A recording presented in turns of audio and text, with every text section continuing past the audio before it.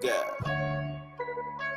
Today is a good day, cause you're the master of your fate and the ruler of your destiny. Yeah. It feels so good to wake up today, cause all our shine the shade.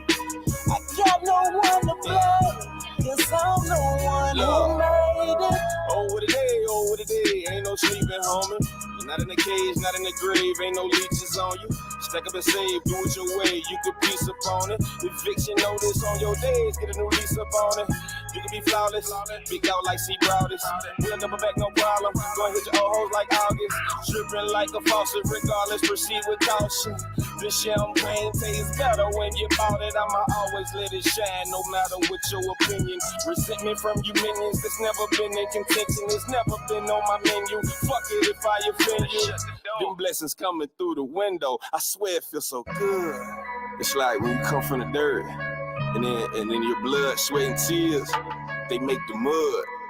And then you and your partners get it out the mud. Get down! It feels so good to wake up today, cause all our shine the shade.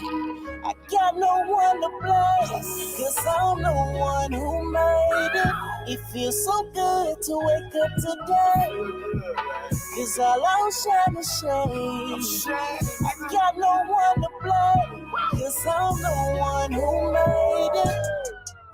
Rejuvenate illumination. If you debating who's the hater, you's a hater. We peruse in Vegas, pocket full of bluish faces. No confusion on the music, these the truest statements. No discrepancies, blessings be on my legacy. Y'all sound like the Pharisees, laws written illegibly. Yeah, so I'm just trying to make it home. Put me right where I belong. My seat looking like a throne, I'm gone. Jealous words from the lips of pussy peasants. With no direction, your map says you'll be a legend. But John or Chrissy Teigen, beyond the beef like vegan. Neither's my concern, the sun don't need you to burn, you learn. Yeah, you see, excuses only please those who make them. To help losers cope with their failures.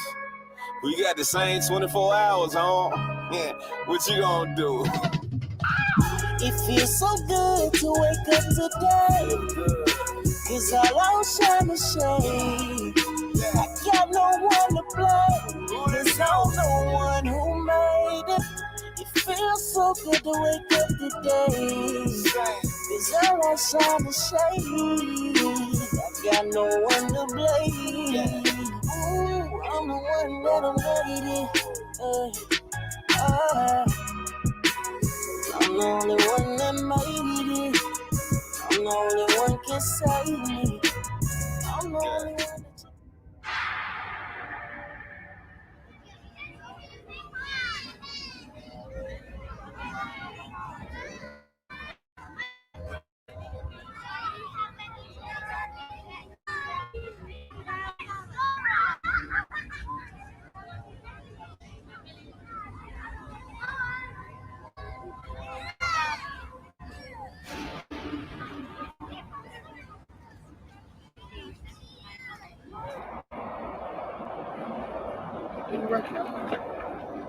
That station.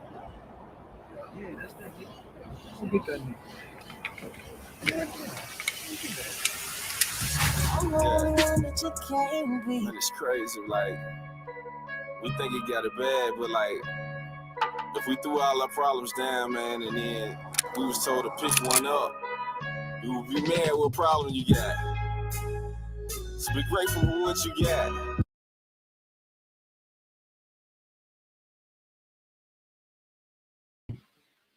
All right. Salute, man. First and foremost, man, thank y'all for tapping in. Another episode of the Rich Rhetoric Show, man. A couple topics lined up today. We're gonna chop it up first and foremost. If y'all want to support that music, that's the brother B. Howard. Yeah, no, that's my brother right there doing good shit on the music. Y'all click that link right there and fuck with that music, man. You know what I mean? Mess with that. But yeah, what's up, man? What's up with y'all? Long time no hear, man. Let me play this little video real quick. I ran across this little video first. I want to play this video first, and then we'll get into the topics, man. I just thought this is fucking hilarious. Y'all know I ain't shit, but this is hilarious. Police are looking for a man they say held another man. Let's run that back. Let me mute.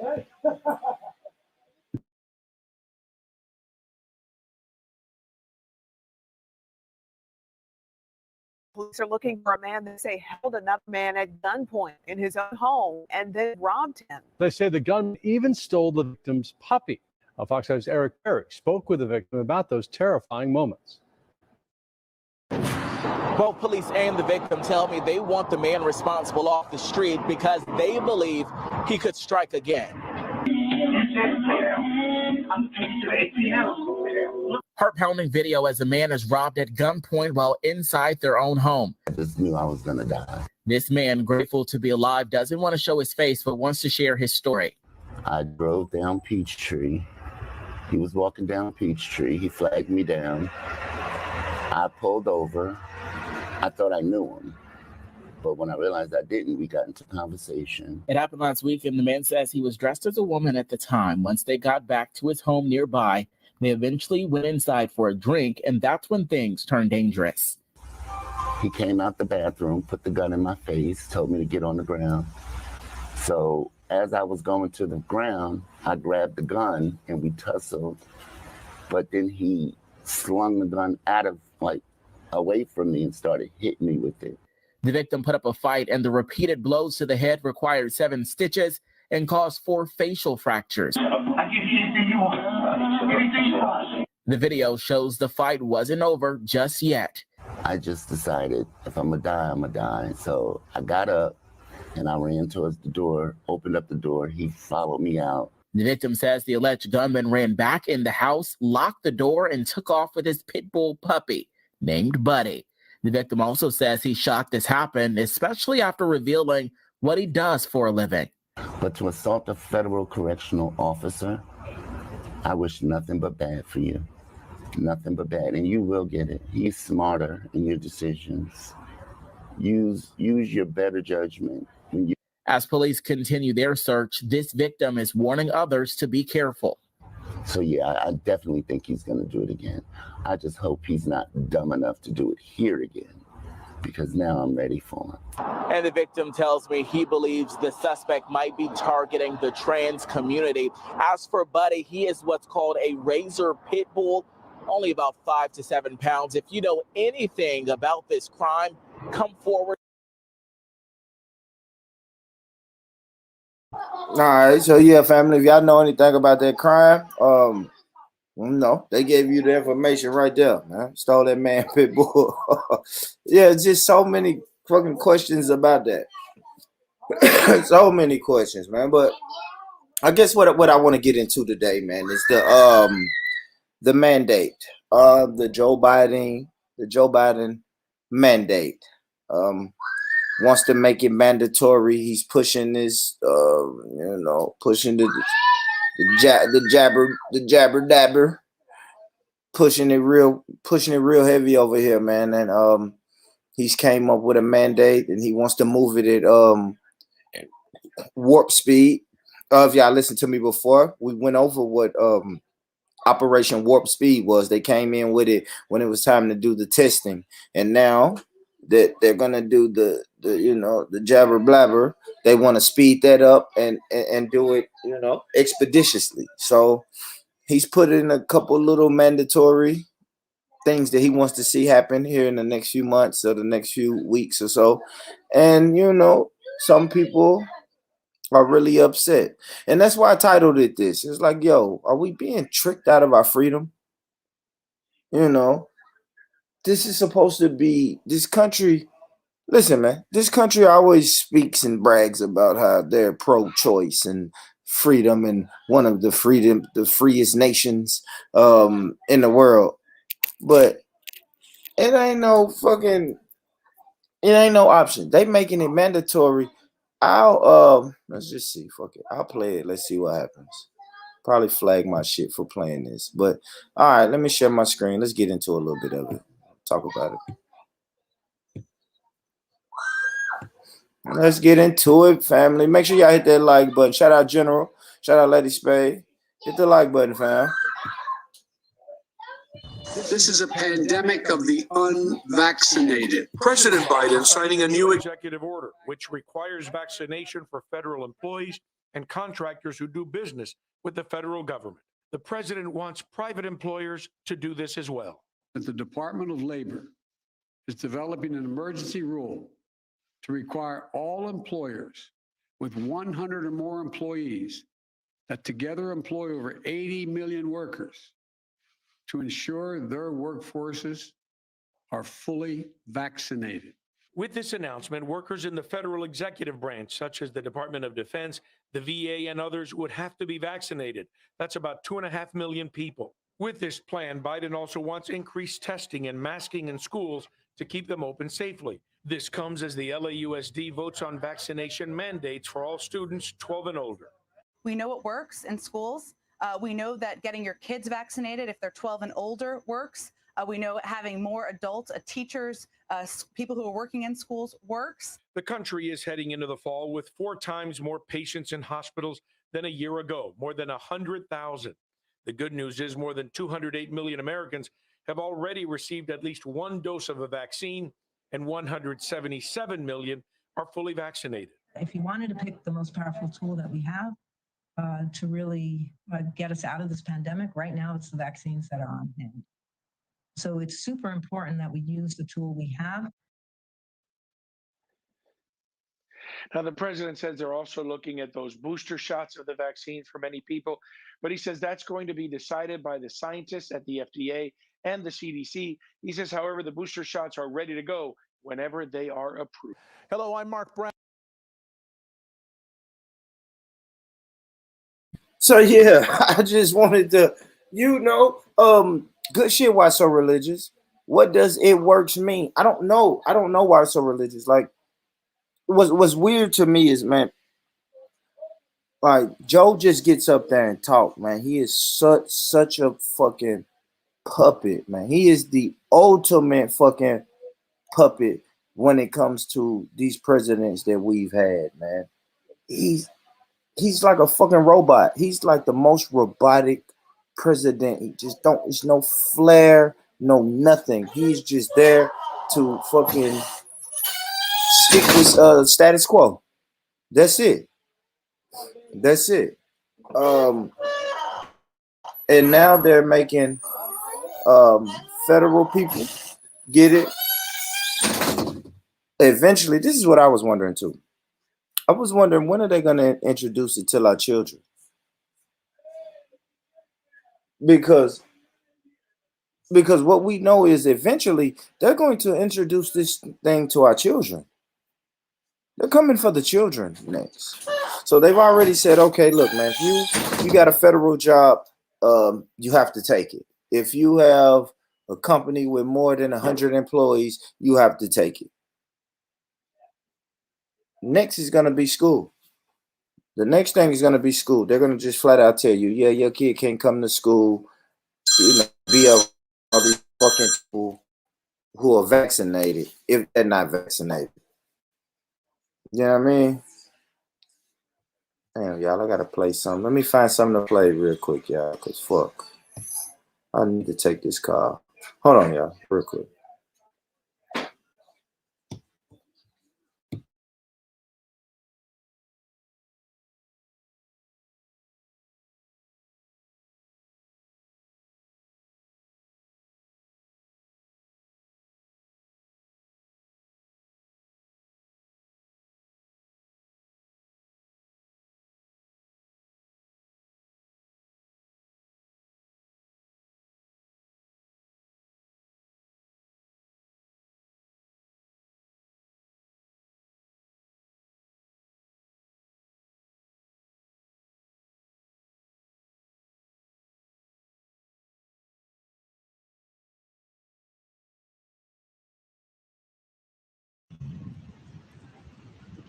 Acho que o marimbondo mordeu a bunda dela. Oi? É o marimbondo. Olha o marimbondo. Olha o marimbondo.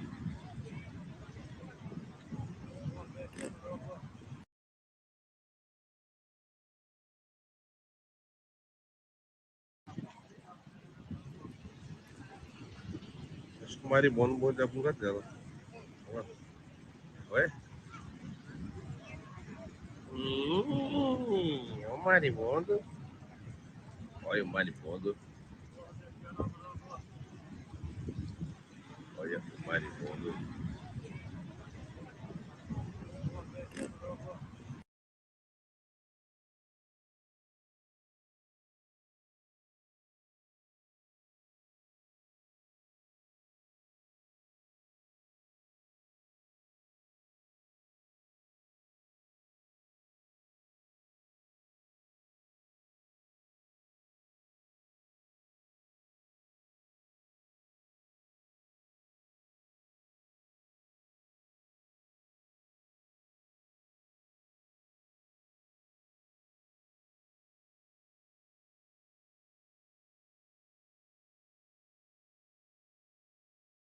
Pandemic of the unvaccinated. President Biden signing a new executive order which requires vaccination for federal employees and contractors who do business with the federal government. The president wants private employers to do this as well.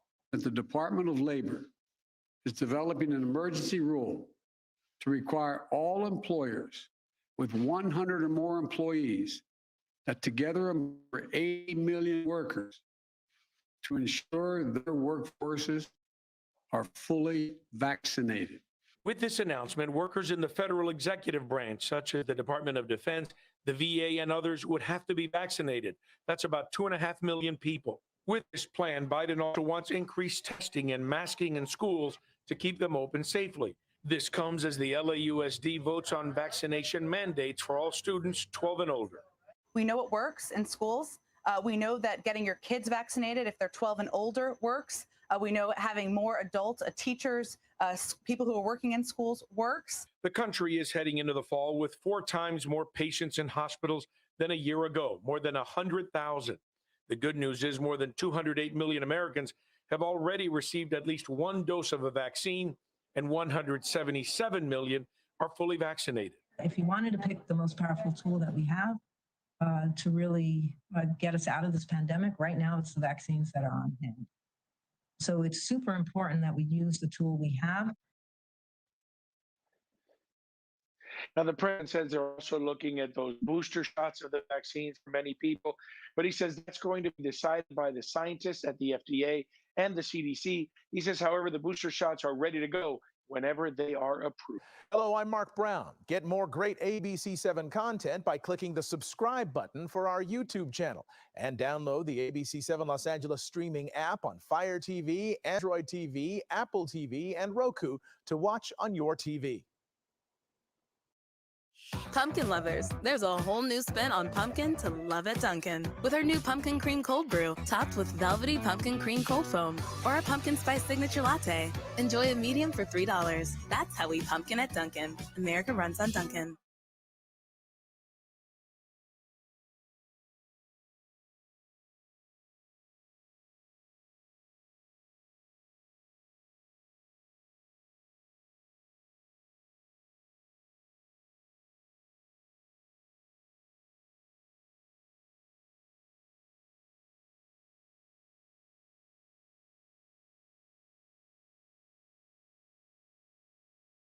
The pandemic of the unvaccinated. President Biden signing a new executive order which requires vaccination for federal employees and contractors who do business with the federal government. The president wants private employers to do this as well.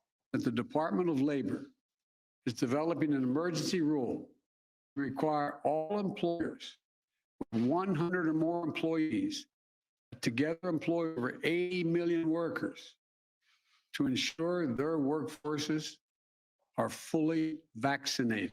With this announcement, workers in the federal executive branch, such as the Department of Defense, the VA, and others, would have to be vaccinated.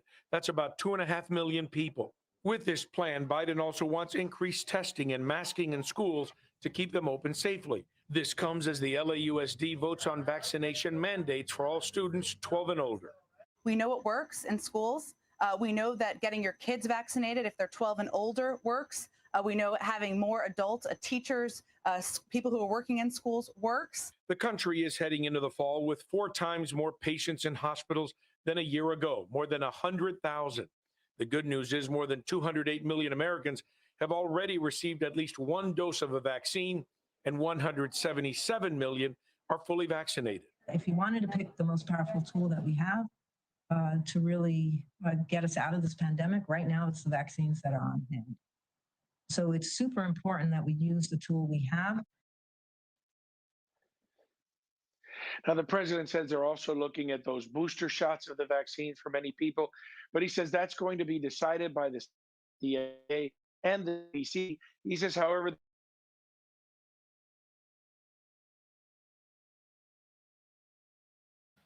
Man, thank y'all for y'all patience. I really apologize for that, man. Damn, I apologize for that, but sure, I needed to take that phone call. But yeah, I'm back, man. What y'all doing out there, man? Pull up, man. Somebody pull up and talk to me, man. Talk some shit, man. Talk some shit about the vaccine, man. Y'all come through, man. Because, and you know what's crazy? Because I have family members who work for the state, you know, and work for the city. Because you know, if it's fucking, it's companies, it's city companies that got over 100 employees. It's fucking call centers. You know how many women work in call centers that got over 100 employees? So we gonna see.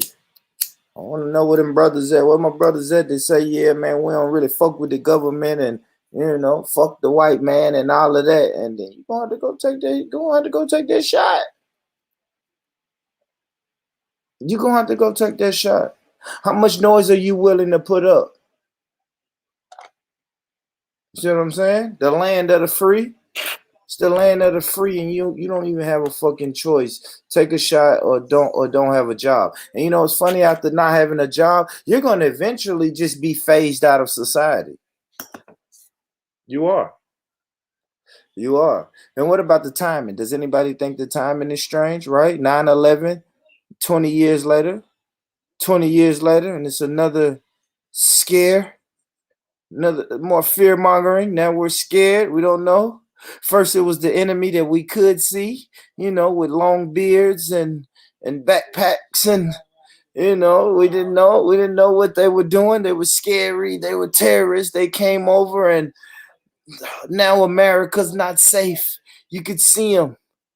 You could see them. It was the big bad Muslims are going to come and kill everybody. They just flew planes into the towers. Now they're going to be flying planes. This plane could fly into your local office building. America, be afraid. Be very afraid. Be aware. What they say, be aware, man. Be aware of your surroundings. Be aware of your surroundings. And now here we go 20 years later. Where we at? Same place? Same thing? Oh shit, we got another enemy. But guess what? Guess what, motherfuckers? You can't see this enemy. Just know that it's out there. In any given time, it could be a new variant. We don't know how many variants this is. It's gonna get you. And we're not gonna say we have the cure, but you should take this. Well, can you get it after you take it? Yeah, you can get it after you take it, but don't worry about that. It is an enemy. And if you don't take it, you're going to let the enemy in. You're going to let the enemy in. So, there we go, man. There we go. And people say, man, you're free. Man, y'all free. Man, you in America. It's one of the freest countries in the... We are free now. You're not no motherfucking free. These people are literally phasing us out of society. The ones who say, yeah, I don't think I'm fucking with it. We know you can't even tell people, hey, I don't think I really want to fuck with it because I'm not well informed. Man, don't worry about being well informed. Just go take the shit, or you're gonna be the reason that everybody dies, man. People are dying out here, and you talking about you don't want to take. Man, this shit is crazy, man. I'm telling y'all. I'm telling you. But I asked the question again because I know it's people in this chat that saying, okay, fuck that. I'm not going to take it. How far are you willing to go not to take it? Would you lose your job? Are you willing to lose your job to not taking it? That's what I want to know. How many people are willing to lose their job? Another thing, right? People say, man, we need black businesses. Black businesses, cool. We do need black businesses. But what if you've been working on your black business for the last 15 years and now you've worked your way up to where you have over 100 employees? Guess what you got to do? You're going to have to mandate it for your employees. Great question. Why so religious? Would you lose your kids? Right? I wish I could sit here and now saying losing your kids because you refuse to have them vaccinated or you refuse to get the jabber grabber, then you would lose your kids. But that's not far-fetched. I wish I could sit here and say, nah, why so religious? That's stupid. That's far-fetched. But child endangerment, child neglect. Exactly. That might be the new charge. Exactly. Bam. There you go. Now what you gonna do? Would you lose your kids? Great question. Why so religious? You know, the reason why is a good question because they're already pushing laws where you don't need child approval for the vaccine or not vaccine, the face mask.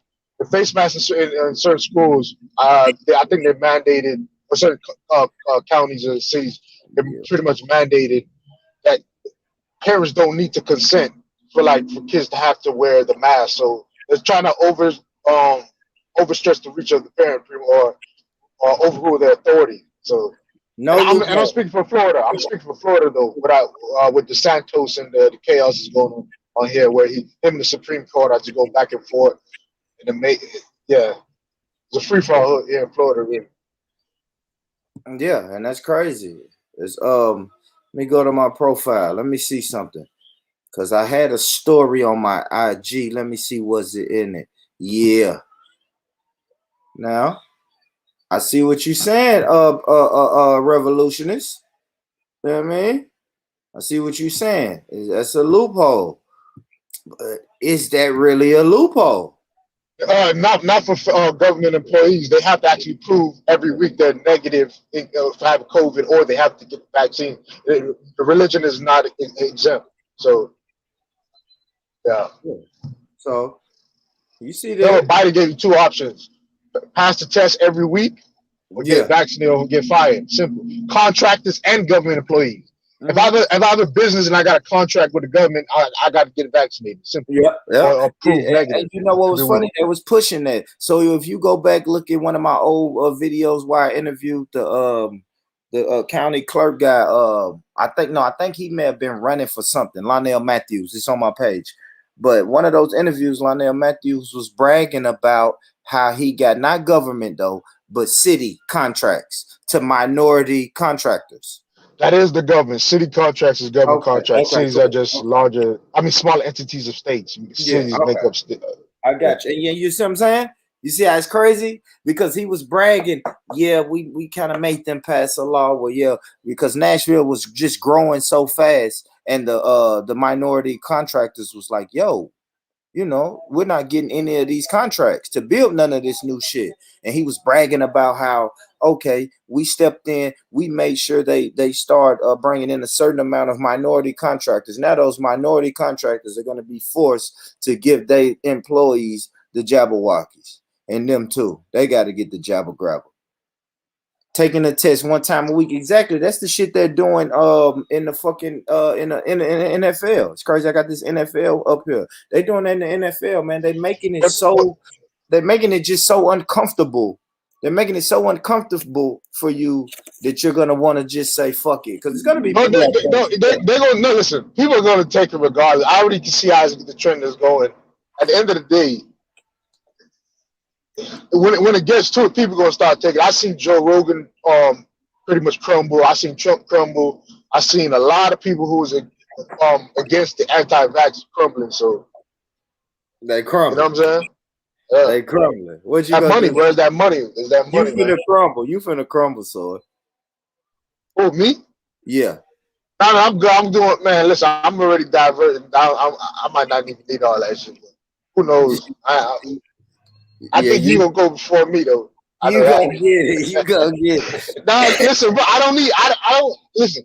In the foreseeable future, I can make my own money. But I'm trying to say, like, I've been doing it for the last year and almost 2 years now since I got fired from my job. Like when Corona was happening, so it's like shit.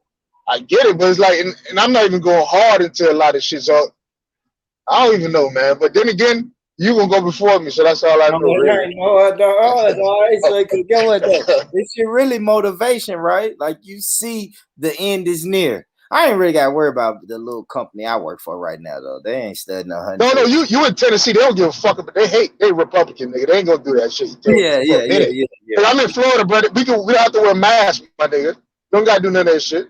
Like we go in any stores, not any stores, but like it's there's like the mask is Florida, bro. We don't get. Like, I went to the gun show Saturday, Sunday, no mask in that bitch. I'm just everybody. It's rednecks and black people, but they buy guns. The vendors got no mask.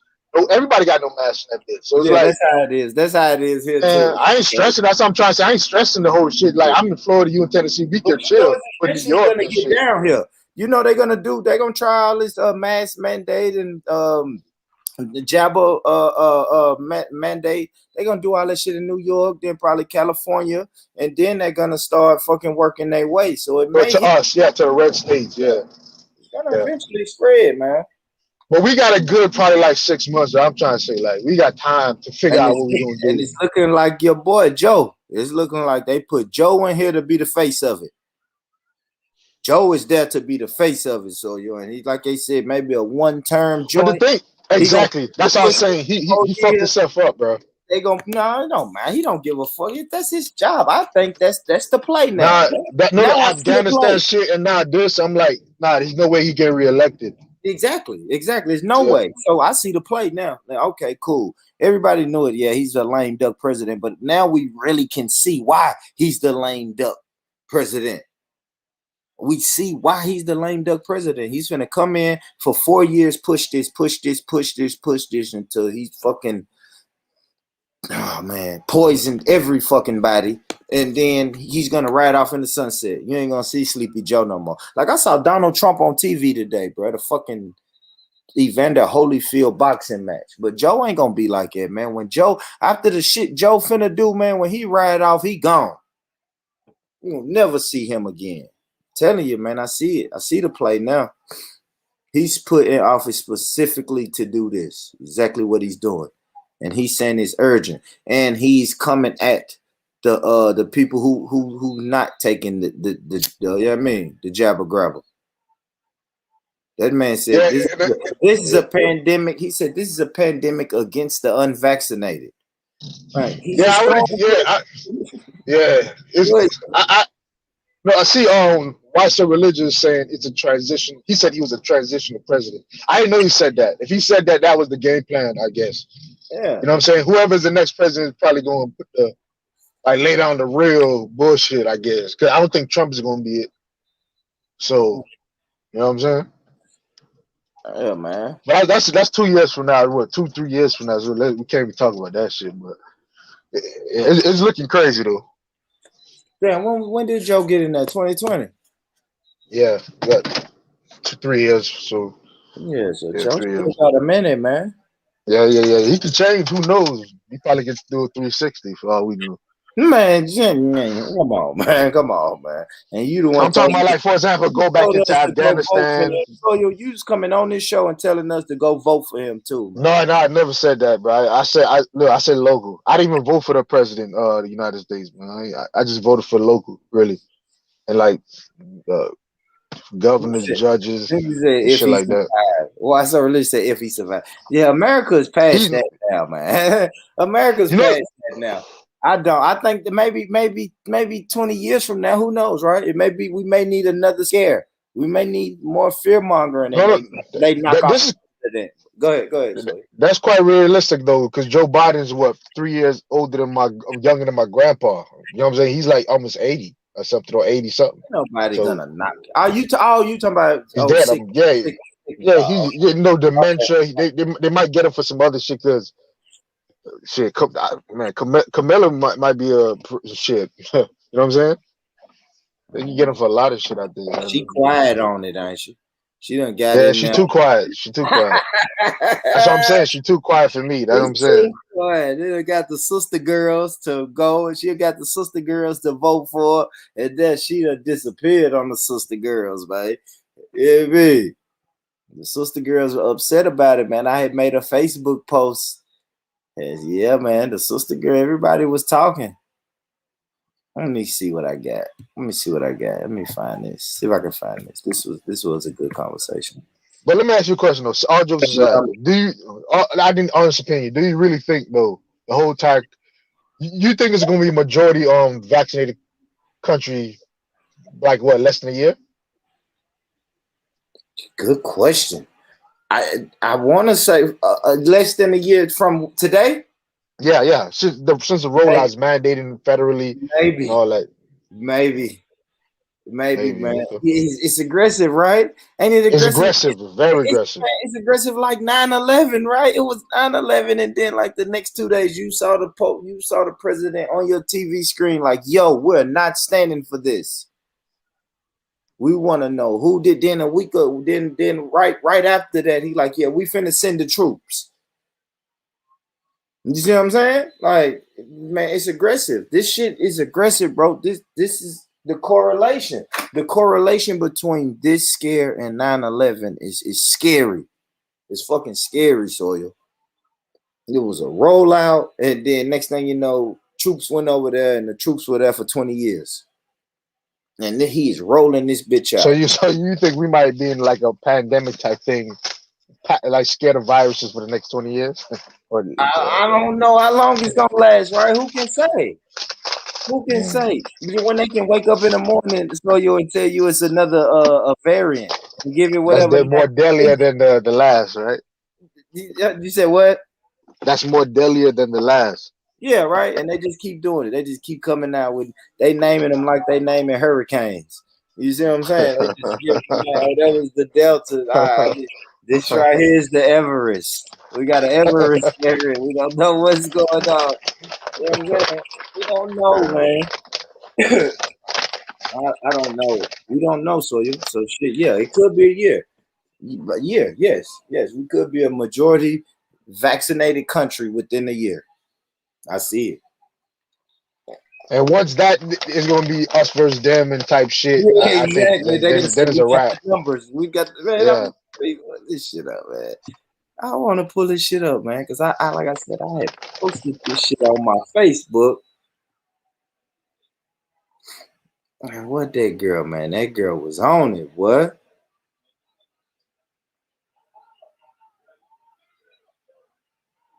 I need to change this where people can't tag me on here. Hold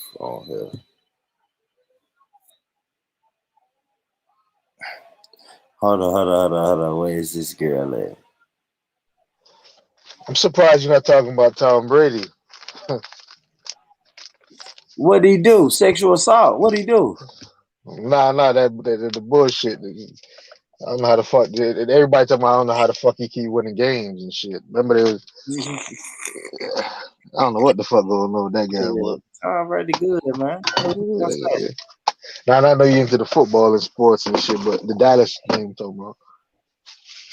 All right, man. Let me just go through some of these stuff, man. I didn't even realize how crazy these is. This is the people. All right, these are fucking people, man. Let me share my screen. These are just people, though. Let me think about how people are. You know what I'm at. You think about. Oh yeah, the censorship is real. White supremacy is right. It's not even just the other bullshit. It's the censorship, bro. They changed YouTube, the internet forever. Yeah, like they block people off the internet permanently. Like there's a lot of shit they was doing. Yeah. So I ain't even gonna lie, that is true. It's a whole operation from every angle if you really think about it. Yeah. No, that's a fact.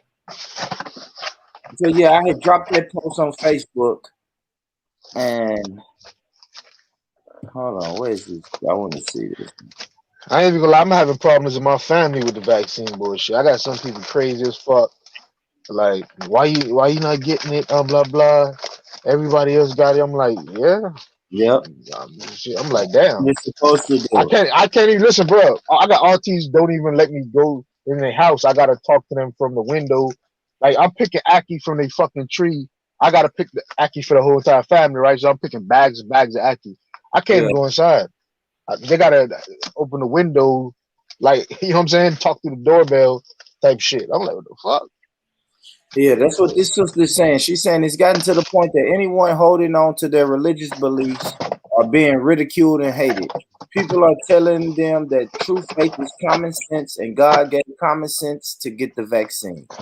There's absolutely nothing wrong with some medicine, but all medicine isn't good medicine. And it's crazy. The same woman responsible for two of the worst pharmaceutical approvals is the commissioner of the FDA today. The FDA Director of Vaccine Research and Review and her deputy both resigned last week because they said they aren't being heard during this pandemic, and the White House has jumped ahead of them, and the commissioner has poor leadership skills that are very hands off. If there's confusion in the regulatory office that makes 4 top scientists resign in the middle of a pandemic with no replacement or transition plan in place, then something is majorly wrong. You know what I mean? So that's something to look up. That's something to look up. The FDA Director of Vaccine Research and Review. Let me look that up real quick. Family. Y'all bear with me.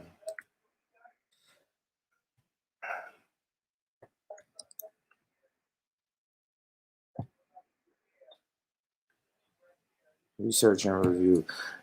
All right, Director of. Yeah, jump on, man. I thought you and boy was cool. I didn't know y'all was beefing. Just jump Who on, is man. that? Who beefing? The motherfucker asking, is it cool? Read the chat. Is it cool for him to jump on and get some shit? I don't know. I didn't know you had to ask. I might come back. Who the fuck is asking? Why so drunk, man? Why so drunk? Oh man, why so religious? He better. Oh, I don't know why so religious. I don't know why you acting. You was just on karaoke. All right, just come on, man. Just jump on. Bro. You got good input. I'm not gonna lie. And it's good to hear a white person from America's input. Like black people, we always talk about conspiracy theories because we know we don't trust y'all.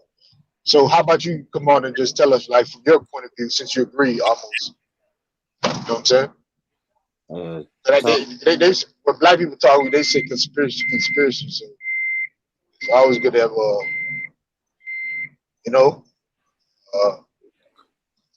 uh, a white atheist perspective. Oh, shit. And they got police all over the place in cuts, man. I'm like, fuck. Yeah, that's Florida, man. Y'all always doing some crazy shit in Florida. All right, so this girl right here says no vaccine is 100%, but the fact that we don't worry about polio, smallpox, measles shows that they do work.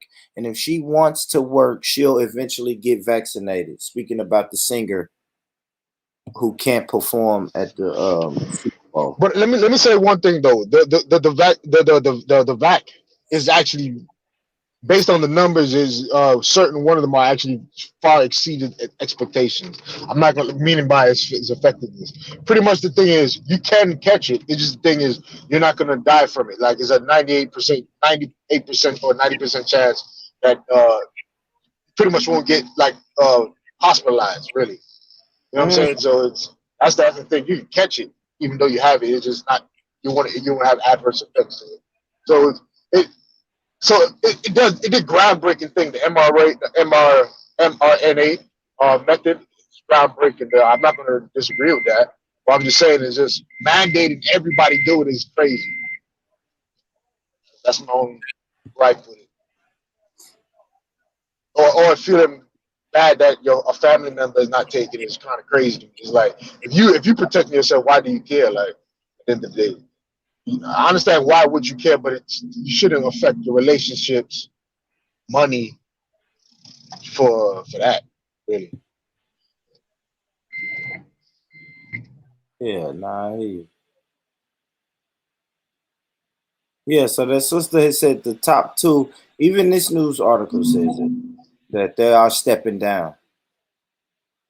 So that's crazy. So you really got people stepping down off the the research and review board. Ah, that's crazy. Let me drop this. I'll drop this. Y'all can go check this. Yeah. I heard a couple Yeah. people actually was resigning too, from different agencies. Yeah, I dropped this link right here for the people.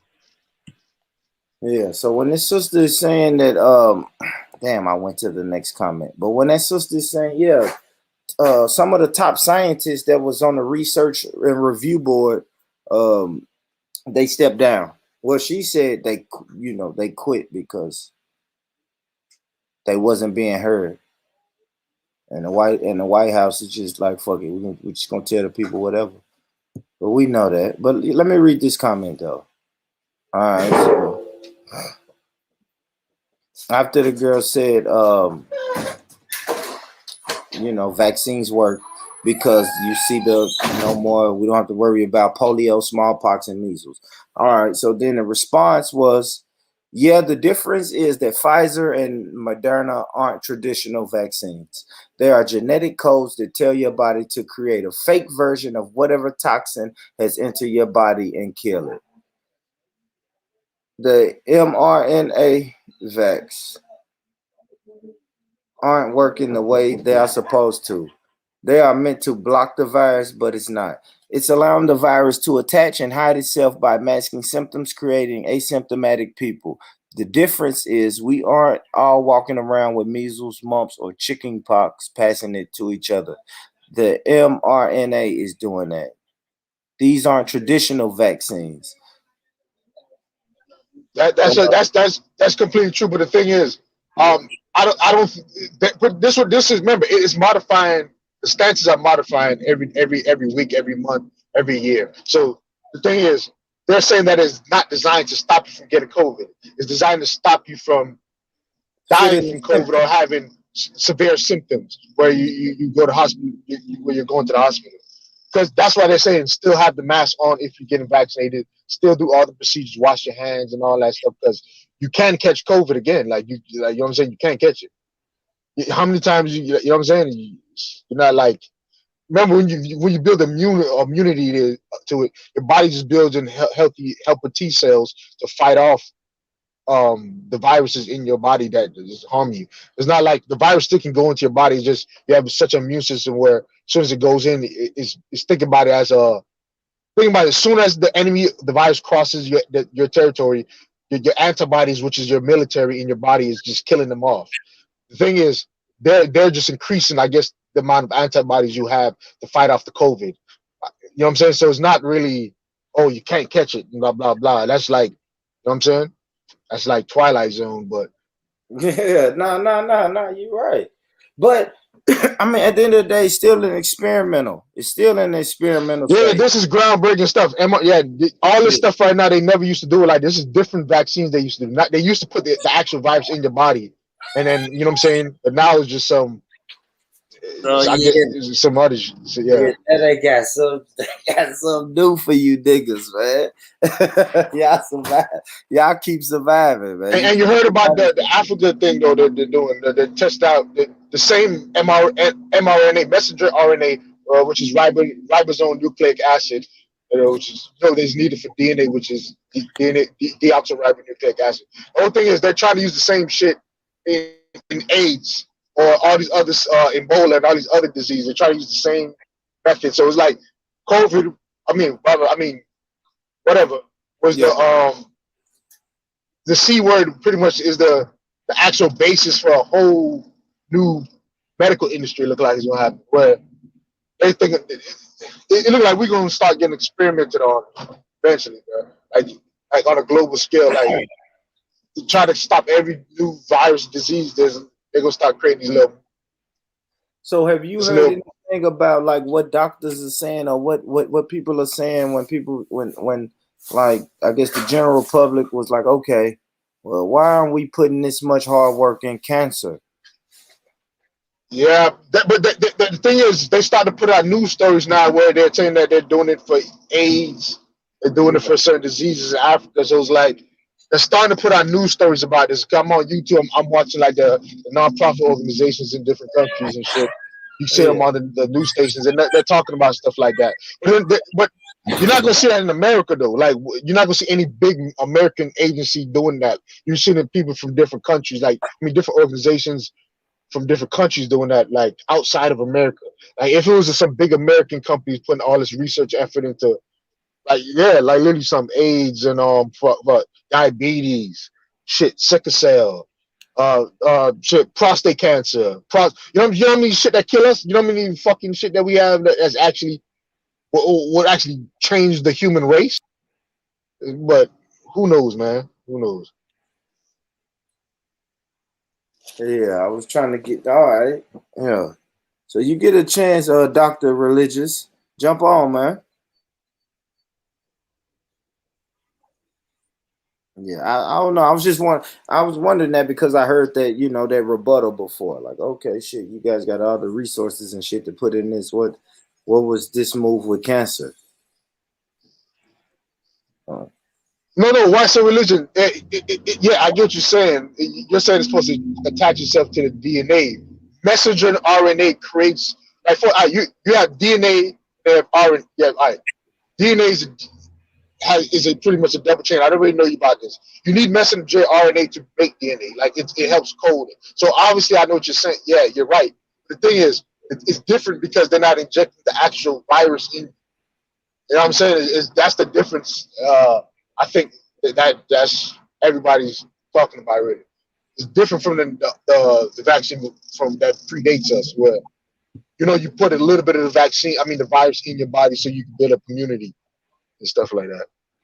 But you are right with that, but I don't know if you can say it's mutating the DNA and all that other stuff. I don't know about that. Yeah. All right, so let me finish off with this, man. So this is the lady who was in my Facebook comments. She said, "I'm vaccinated. Are you vaccinated? Yes or no? Unvaccinated people are at a higher risk of getting sick and putting everyone at risk. And respect to you always. Good morning." Then she says the sister name. "If you are uncomfortable with some of the vaccines, take the one that you're comfortable with. The point that I'm trying to make is get vaccinated. We need to do everything we can to stop the spread." And that's where we are. That's what we are. So when you said the us against them soil is heading that way, I can see all of this being, like I said earlier, to answer your question is yes. I can see America as a majority vaccinated country by this time next year. And that, like you said, that's in the meantime, that us against them is going to continue to happen. I want to see where's the us against them. You know what I mean? What people going to be I'm starting to realize how this all. Go My bad. All right, imagine from when we was talking about politics almost 2 years ago when the election time. Realize what just happened. The whole it's still the demographic still almost the same, where the Trump people are the anti, the Hillary, the Biden are the pro, and it's like and it look like it's like they're still they always have us in these little groups. The right and the left, right? It's like you cannot escape it. You will never escape it. The right and the left is doing exactly what the right and the left is supposed to be doing. For real. This is weird, man. It's weird. But it's not weird, man. It's political science. It's politics. It's literally they got it down to science. Yeah. So for real, Sawyer. For real. That's exactly what it is. And it's so simple to do it, man. Just, hey, here. Man, most of the time it's like I said, like the correlation with 9/11. Look here, bam. Here's an enemy. Here's an enemy, guys. We need to take care of this enemy. What y'all gonna do? Are you pro, yeah, or anti? And the pro people win. So Yeah, yeah. But the thing about it, that is democracy. Majority is going to win. But that doesn't. You know what I'm saying? We're supposed to be a republic. But at the end of the day, that's that's what we wanted, man. Majority rules. yeah, That's how it goes. yeah, yeah. That's what we wanted. It's democracy, man. Them other countries like, man, fuck your democracy. We want to run this shit how we run it. We say what we say go. And America hide it behind the guise of fucking democracy rules. Come on, man. The man who controls the media controls the minds. Period. Period. Yeah. You people who ain't letting you come in their house, soil your family members that don't want you to come in the house, man. I promise you, they watch that news every day. No, they do. Listen, they do. Listen, bro. I'm gonna learn, man. I don't even want to I get got started, aunties. man. Show you, I got aunties, bro. I got aunties, Yeah, it's all the women. frustrating. Yeah, everybody, every lady I know, man. Feel like this. It's like the women in the family just all for it. I'm not even gonna lie to you. All the women in my family for. I'm talking about my sister looking at me crazy. My sister literally sat me down and said, "I'm worried about you. You going out every night. You going out. Listen, I gotta live, nigga. I gotta make money. You going out, blah blah. This. I'm worried about you. Can you please take the vaccine for me?" I'm like, damn. I said, "What about your life? I gotta give you money. I gotta pay you. Like, I gotta give you money. You realizing this, right?" That's I'm like, damn. People not even worried about their own self. It's like damn. Don't even get me started, man. It's like that shit is. I know, man. It's crazy. Why so you there? Why so religious? Yeah, that's me, dog. Yeah, but yeah, so yo, I know the feeling, bro. These same people was like, "You a fool if you don't vote." The same people who just Cash out me $100. I need something. I'm like, yeah, all right, that's them people. That's them people. Yeah. But you need to get vaccinated. I'm trying to see what my daughter's mother gonna do, man. You know what I'm saying? That's what that shit gonna be tricky. You know what I'm saying? But I don't think she should know me. She knows me well enough that I'm not getting it. You see what I'm saying? So I think that's why she don't There's even talk already about a judge. Go ahead, Waso. There's already a judge that ruled that a mother couldn't see her child because she wasn't vaccinated. You didn't hear about that? No, I didn't, Waso. I'm gonna try to pull it up now though. Let me see what I can find.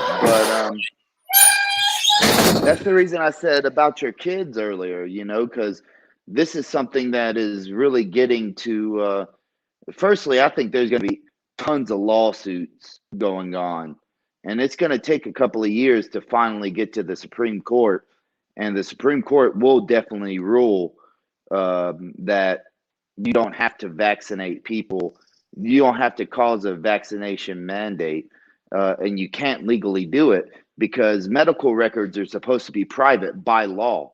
But in reality, what they're doing is trying to say that you have to provide your medical records to work or to essentially travel.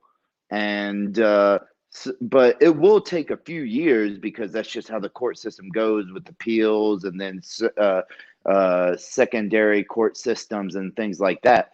But I mean, to me, the major issue here is the censorship that I brought up earlier, like that, and you see this, right? Like, and, people aren't fans of Trump, but the more that you separate from the time that Trump was in office and the things that he said to current day, the more you realize that he was right on a lot of shit that he said, like the Wuhan conspiracy, as they said, lab thing, right? And YouTube would straight up take your channel down if you even implied it. Then now they have to admit it since Fauci's emails came out because of a Freedom of Information Act. You know what I'm saying? Like they can't take you down now. because they know that that would be a lawsuit loss, period. And the media even had to accept it. The mainstream media, as they say, had to accept that. Yeah, it's a possibility, because Fauci even was like, "I hope this didn't come from from the money we gave them for gain of function." He even wrote gain of function inside.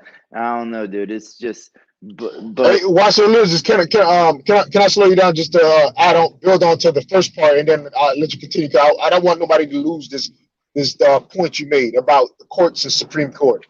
I'm gonna give you a perfect example of Florida. All right, I know everybody know about Rick Scott. Rick Scott, pretty much before he left, appointed three judges in Florida, pretty much that in Tallahassee, which supersedes our local stuff, right?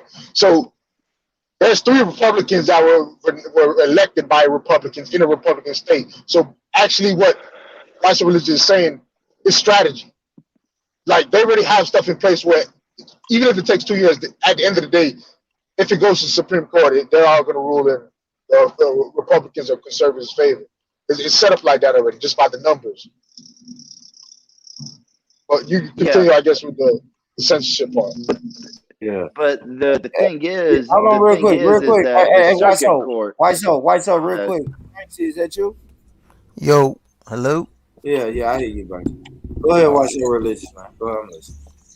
But the way the court systems are, and I'm not trying to provide talking down or anything. It's just it's county, and then state, and then circuit, and then Supreme Court.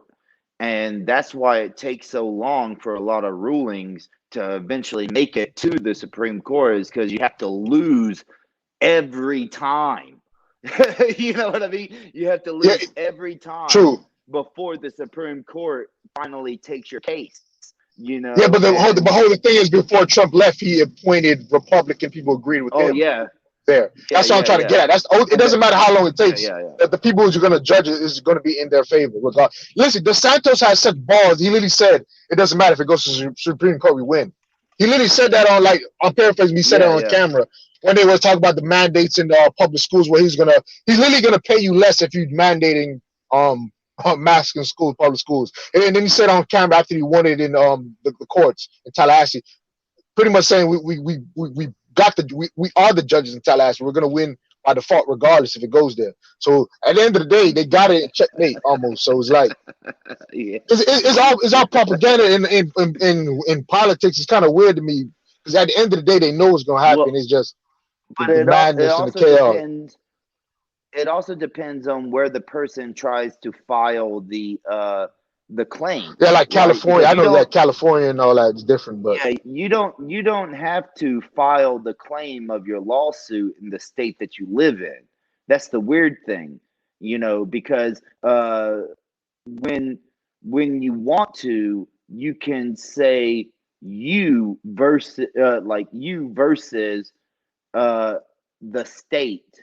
And you've actually, we've seen this, especially with a recent example would be the voter thing with Trump and people, right? You had outside people from states trying to sue, like Pennsylvania, Arizona, Nevada, and they're suing them, and they don't even live in the state. You get what I'm saying? So it really just depends on where you file the lawsuit. And that's why a lot of people try to. But you're saying one thing, but the damage had to been inflicted on that party in that state, though. You know what I'm saying? Or there had to been damages inflicted. Somebody had to get. Yes, that's the main thing. You have to. That is true.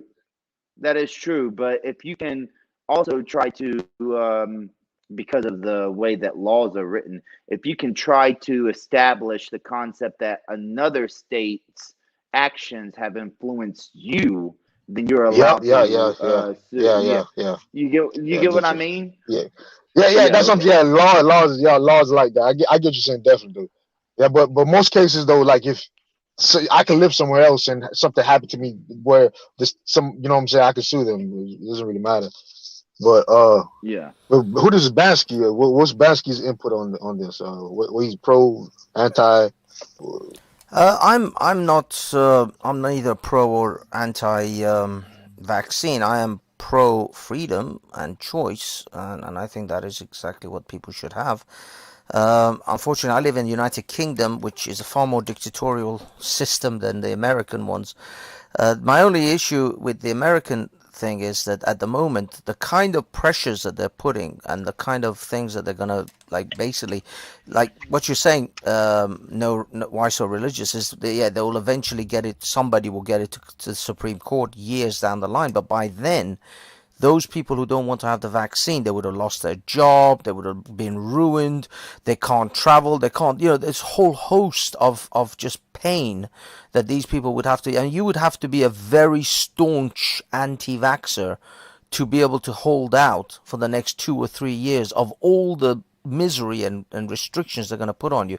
So they're not worried about those handful of maybe 5% of people who are going to hang out, hold on till it gets to the Supreme Court.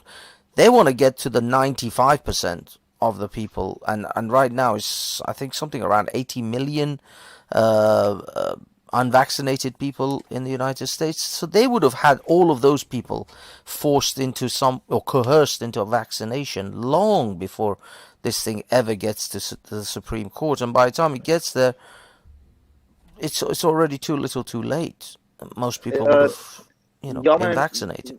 I'll tell you my story about it, and it's actually weird, right? Like, so I'm married to an illegal immigrant from China, and we're trying to get her legal and this and that. But she is pro-vaccination, right? Like, even to the point that I haven't been vaccinated until a week ago with my first shot. But she was even saying that, I have to get vaccinated, or, I have to move out, this and that. And I'm questioning her. I'm like, so now they say you need 3 shots. What about in a month when they say that you need 4 shots? In My point is Israel, that they're already doing that. Yeah, the booster shot. Let me just may I continue? So I said, you're not even questioning is my problem. Like, my problem is that you're not even questioning that what they're telling you. And she says, well, I trust the science. And I say, well, the science is obviously you need 1 shot before. Now then you needed 2. Now you need 3. So if it goes to 4, do you need 4? If you need 5 or whatever. Exactly. And she was like, well, so she says, well, I don't feel safe with you around our child if you're not vaccinated. And I had to think about it because there was a judge that actually ruled, and Born Rich, I think, is looking it up now, that a parent lost their rights to visiting their child or seeing their child because they weren't vaccinated. Now, I'm not willing, I'll just be honest, I'm not willing to put that in limbo for the next few years of seeing my son because of a judge and the way that the court system works, where it might take years for it to be ruled against that everything that was taken away from me was wrong, and I can't get that time back. Exactly. You get what I'm exactly. saying? Like, that's exactly what I'm saying about coercion. This is coercion into submitting to a medical procedure against your will. Ironically, the women and the leftist feminazi are out screaming about Texas's abortion laws and screaming not my body, my choice, and yet they are perfectly happy with someone having their bodily autonomy violated now, and having an injection without So hold on, their, can I their ask you a question? Hold up, hold I up. do want to. No, no, can I hold Say on. real quick. I want to, if I may, just like 10 seconds. I'm not against vaccinations. I am vaccinated on everything that we've done, that we've created in the past 100 years, from like smallpox, Yeah, polio, yeah. etc. But Smallpox, chicken, I'm just yeah. questioning. I'm just Plague. questioning the concept that Yeah, we're we being got that. We got forced that. We got into that, it. Wesley. Go ahead. Yeah, Go Yes. ahead. Yeah. So go doing the ahead. match now, Basket, are you vaccinated? Yeah, I am. I got double vaccinated. Yeah. Oh, okay, cool. So this why I kind of like people who are vaccinated and they're still unbiased. I mean, you know what I'm No.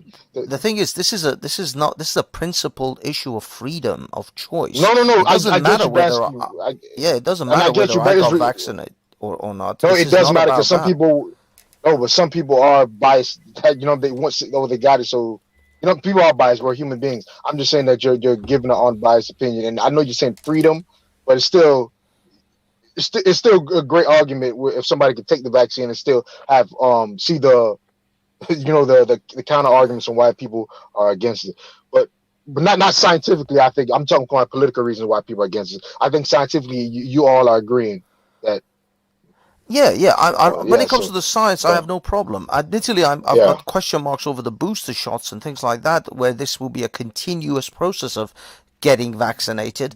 Now, I'm not entirely on board with that, but as far as getting the vaccine right now, and by the way, I wouldn't get the Pfizer.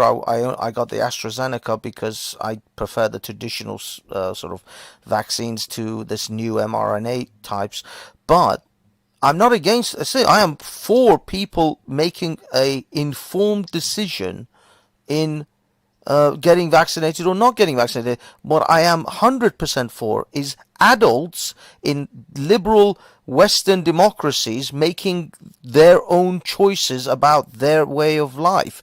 That's the point of Western liberal democracies or republics, is that we give adults the rightful decision-making powers to make decisions for their lives, for their own lives. We're not China, we're not North Korea or Iran or Saudi Arabia. That's what makes us different from these other countries. Because if we follow the rules and the paths of these other countries, then we're no better than them. That's the whole point. For me, it's because I come from a dictatorial country. I come from an incredibly suppressive country. I know what it's like, and I know the slippery slope of how you end up there. Because people, when they get afraid, they will give up everything in the kitchen sink when it comes to their freedoms in order to be safe again. And once you don't actually get the safety that you think that you're going to get, and what you actually end up doing is you lose all your liberties, and those liberties literally people died to get. It is incredibly difficult to get those liberties back. See what happens in the next 5 to 10 years when it comes to your liberties, the ones that we've already given away, how quickly your governments start to give them back. I promise you, they will, if never given back, they will drag their heels for decades before they start rolling some of this stuff back. People are going to have to riot in the streets. Okay, dude. I think, like I mentioned this a moment ago in the chat, but I think that a big problem is that people don't understand how a virus works, where a virus actually attaches itself to your DNA and changes your DNA. Like, and Born Rich even tried to be like, oh, doctor, right? He was like, oh, Dr. Why so? And I'm not saying that. I'm just saying, like, if a lot of people knew about the concept of viruses and we're talking about vaccines. mRNA, and the other traditional ones kind of different. I don't know if the mRNA is doing the same mutation. I know the virus mutates because we don't even know if it's a living organism or if it's not. So it does parasitic nature. We understand that, but I'm saying, is it you can No, it's so not a parasitic elucidate? nature. Those are different. No, I'm saying a virus needs a host. It's not. It needs sustenance. But a It's not virus giving you benefit. is not a parasite.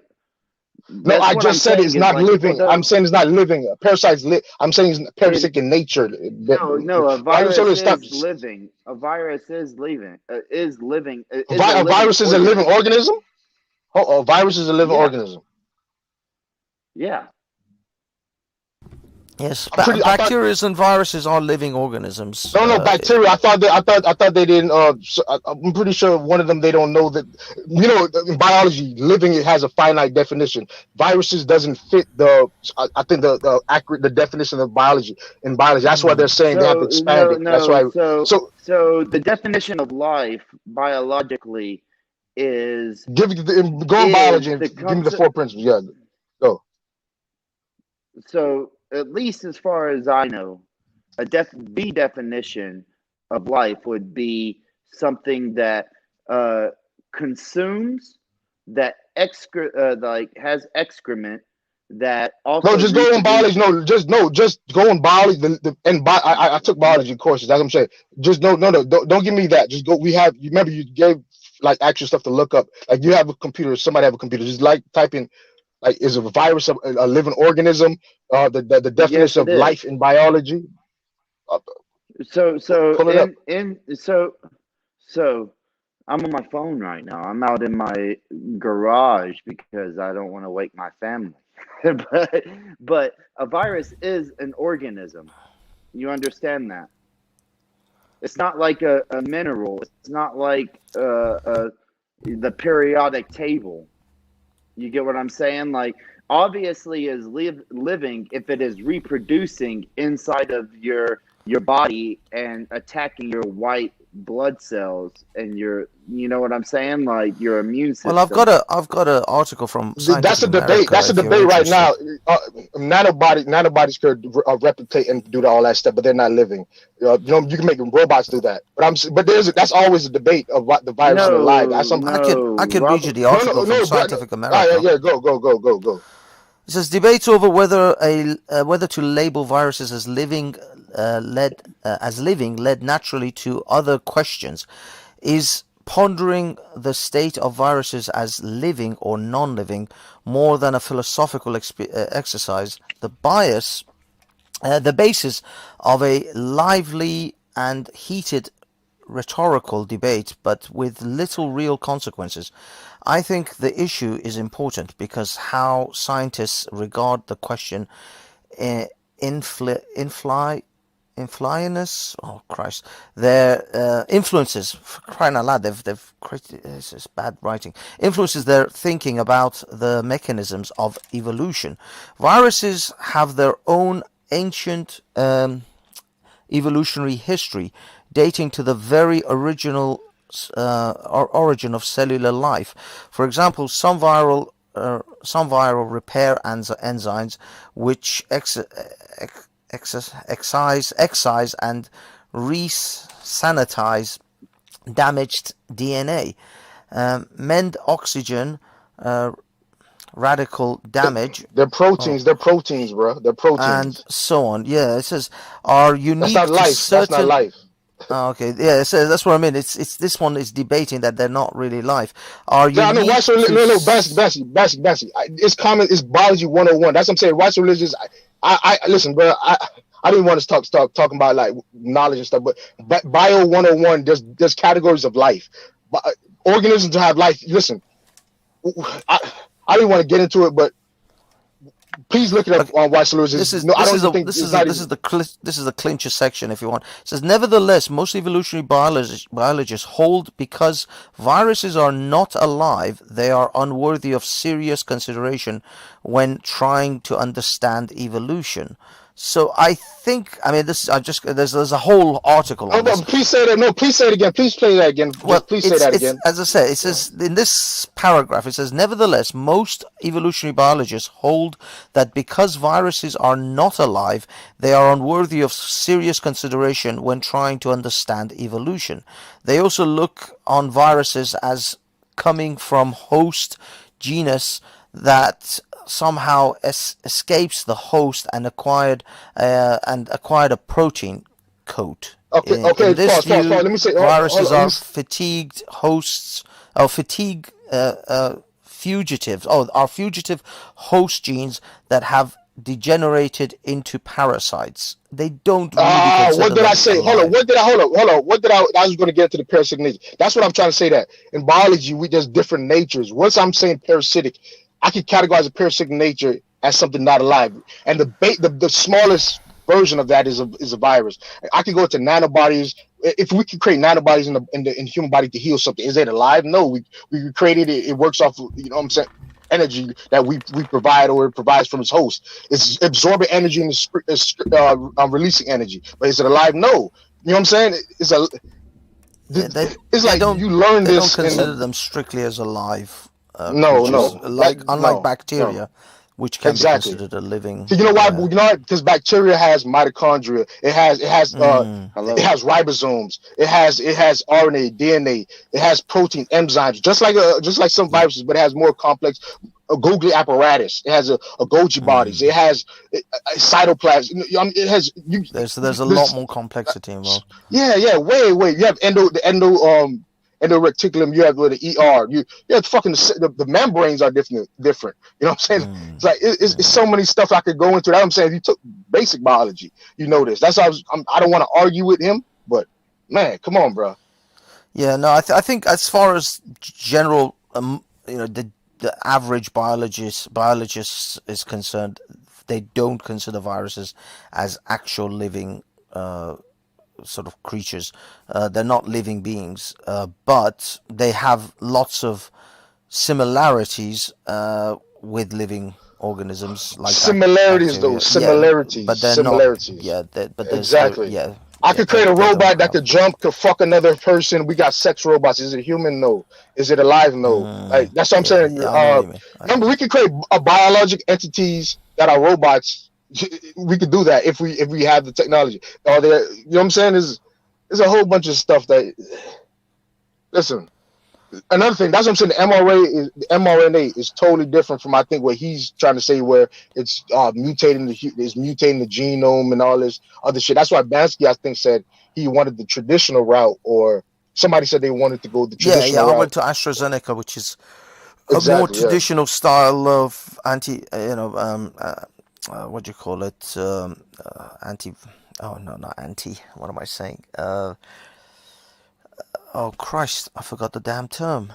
But you know what I mean. The antidote. It's a part. Yeah. I don't think nobody knows what to call it. It's just a shot. You know, it's just a shot, and you're like, hey, I guess I don't get the symptoms anymore. Yeah, I don't. You know, I guess that's what it does, right? That's really pretty much what I'm hearing. Pretty much. I mean, the thing is, it doesn't stop you from catching it. It doesn't stop you from passing it.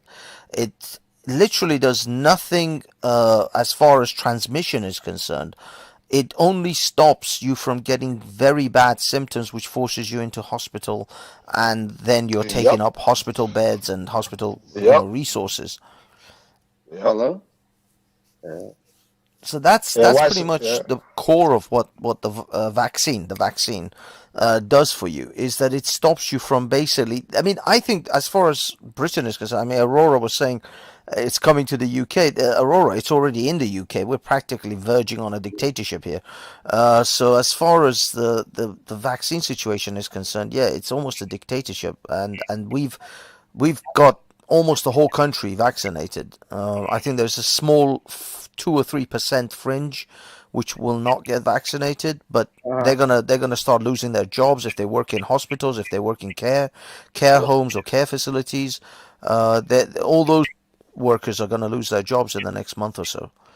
And yeah, I mean, we don't get much of a choice here.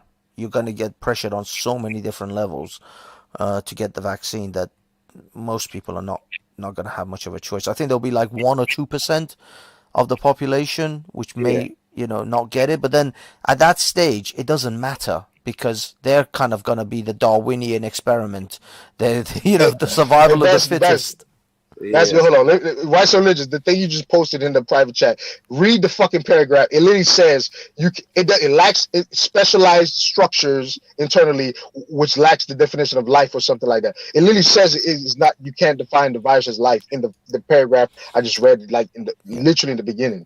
I will say this. I love it is a debate still. It's not a completely settled argument on whether viruses are alive or not. Even in the Scientific American journal, it talks about it's still an ongoing debate amongst biologists. So it's not 100% that they've agreed, but most biologists don't work on the premise that, they consider a Put like this, virus a living. put like this. When you take any biology course you take, that's one of the first things you learn. They break down most of the structures inside. Like the virus doesn't have not the main stuff that we're talking about in living organisms, cells, like prokaryotes, eukaryotes, and all that stuff you want to like break down, algae or whatever.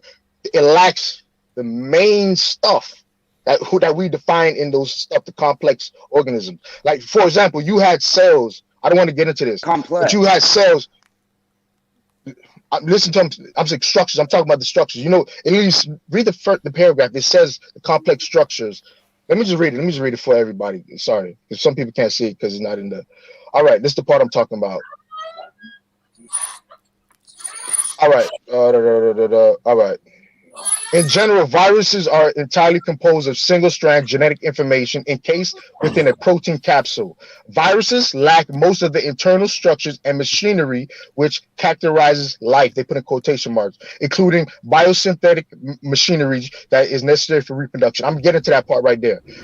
What I'm talking about, for example, is the mitochondria. They said it comes from your mother, but it comes from your mother. All women have pretty much you get your mitochondria from your mother. So, but the thing is, a mitochondria, the theory is it was its own cell, its own life, and something else, another cell engulfed it inside of it to create this eukaryotic cell that we know today. That's what. So I'm saying that is like what we're talking about, like these complex structures inside of these cells. And I'm just talking about one. That's just the mitochondria. You have so much other stuff that's going on. This like the cell is more advanced than the fucking. It's like its own universe, bro. It's so complex you can't even fucking imagine. That's what I'm trying to say. The virus now is literally a strand of something. That's all I'm trying to get. I understand I get you saying similarities. I understand you can debate that, but man, like if you understand the complex nature of it, you will admire what life is. Life is truly amazing. Truly amazing. Yeah, something actually Aurora said, which I agree with, is we gotta be very careful with the language of how we are phrasing certain things, because YouTube is incredibly sensitive when it comes to the current sort of situation with the this will probably be deleted. I'm being honest. But, yeah, I think there's a good chance you can take this off.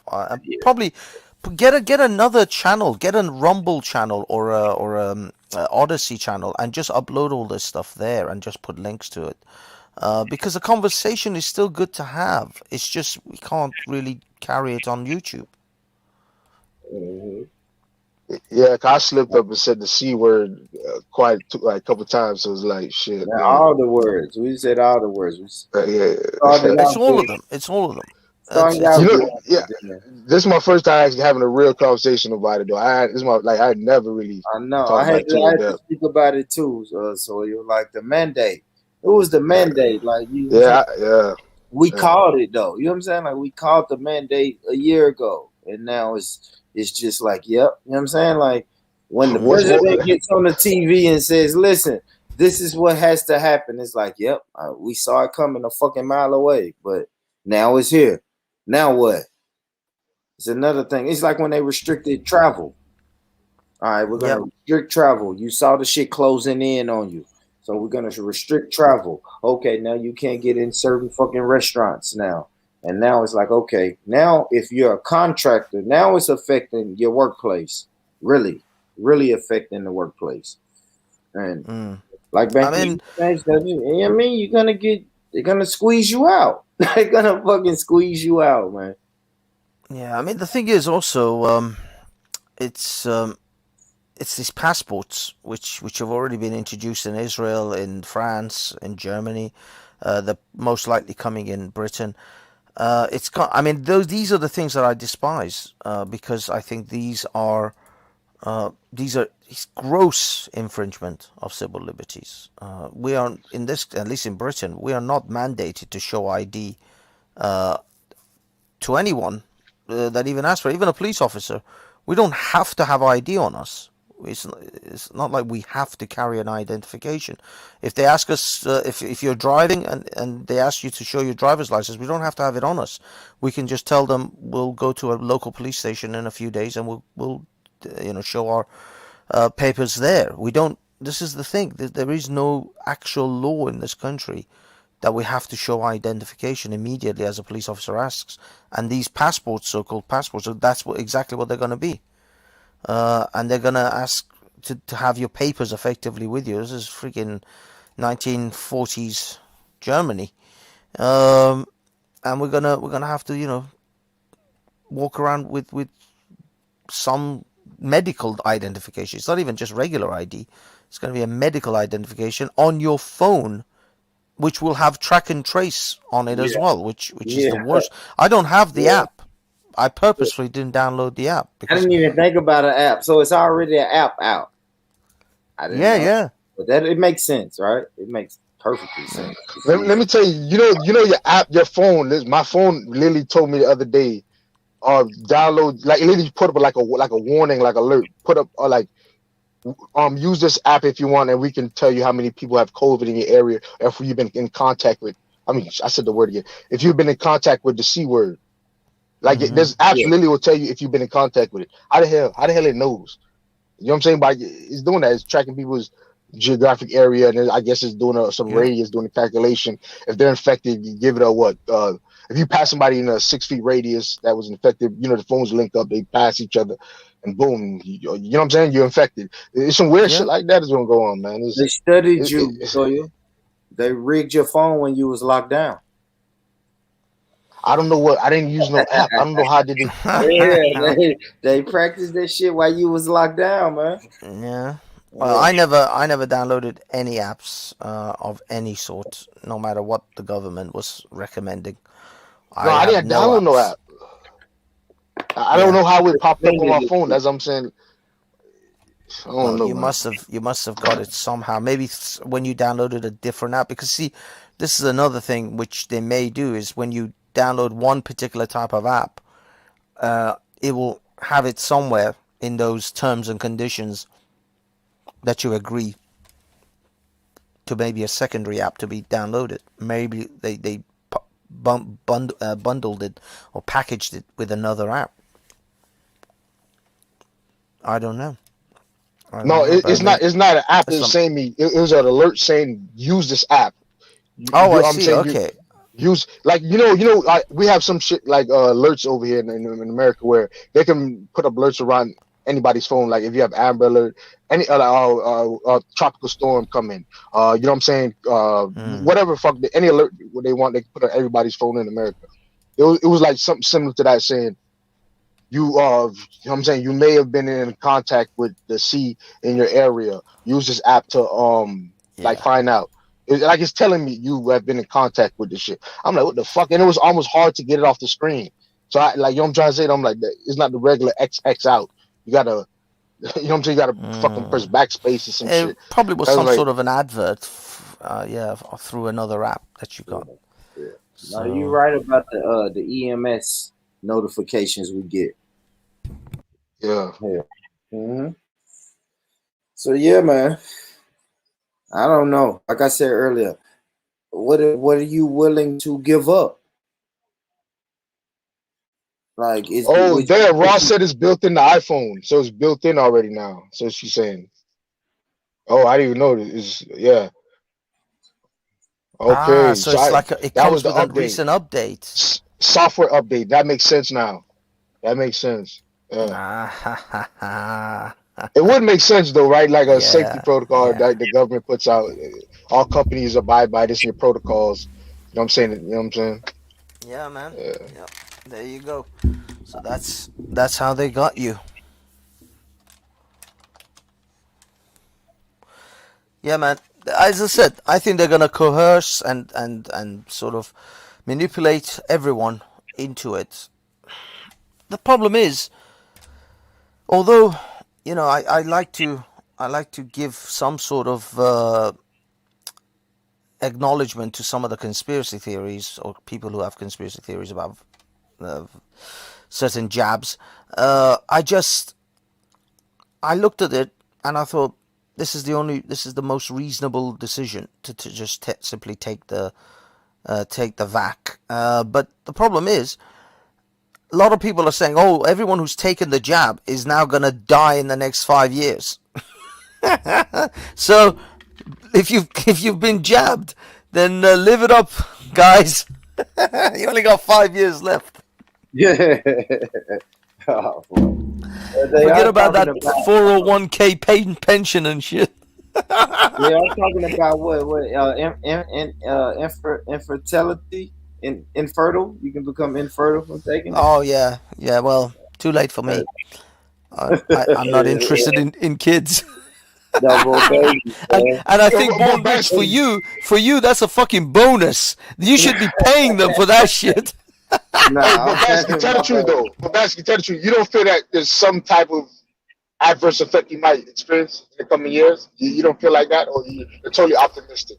I don't know. I honestly don't know. I mean, you know, I got vaccinated with all the regular vaccines when I was a child and I came first to this country. They vaccinate the living crap out of me then. And I seem to have lived most of my life relatively well. Good And argument. I don't seem to Yep. think that this is going to make a huge difference either. I mean, even the side effects, I really barely had any issues. In this first vaccine, I had 2 days where I felt a bit crappy.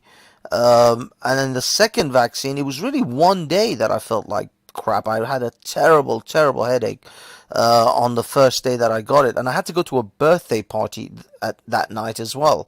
And I just felt like crap the whole night. But the next day, it was fine.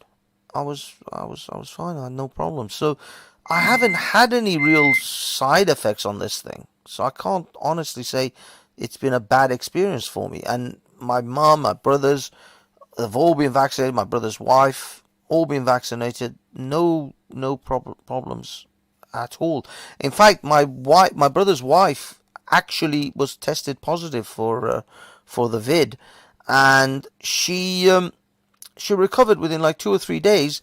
The weird thing is, my brother lived in the same house as her, hasn't caught it, has been testing negative the whole time.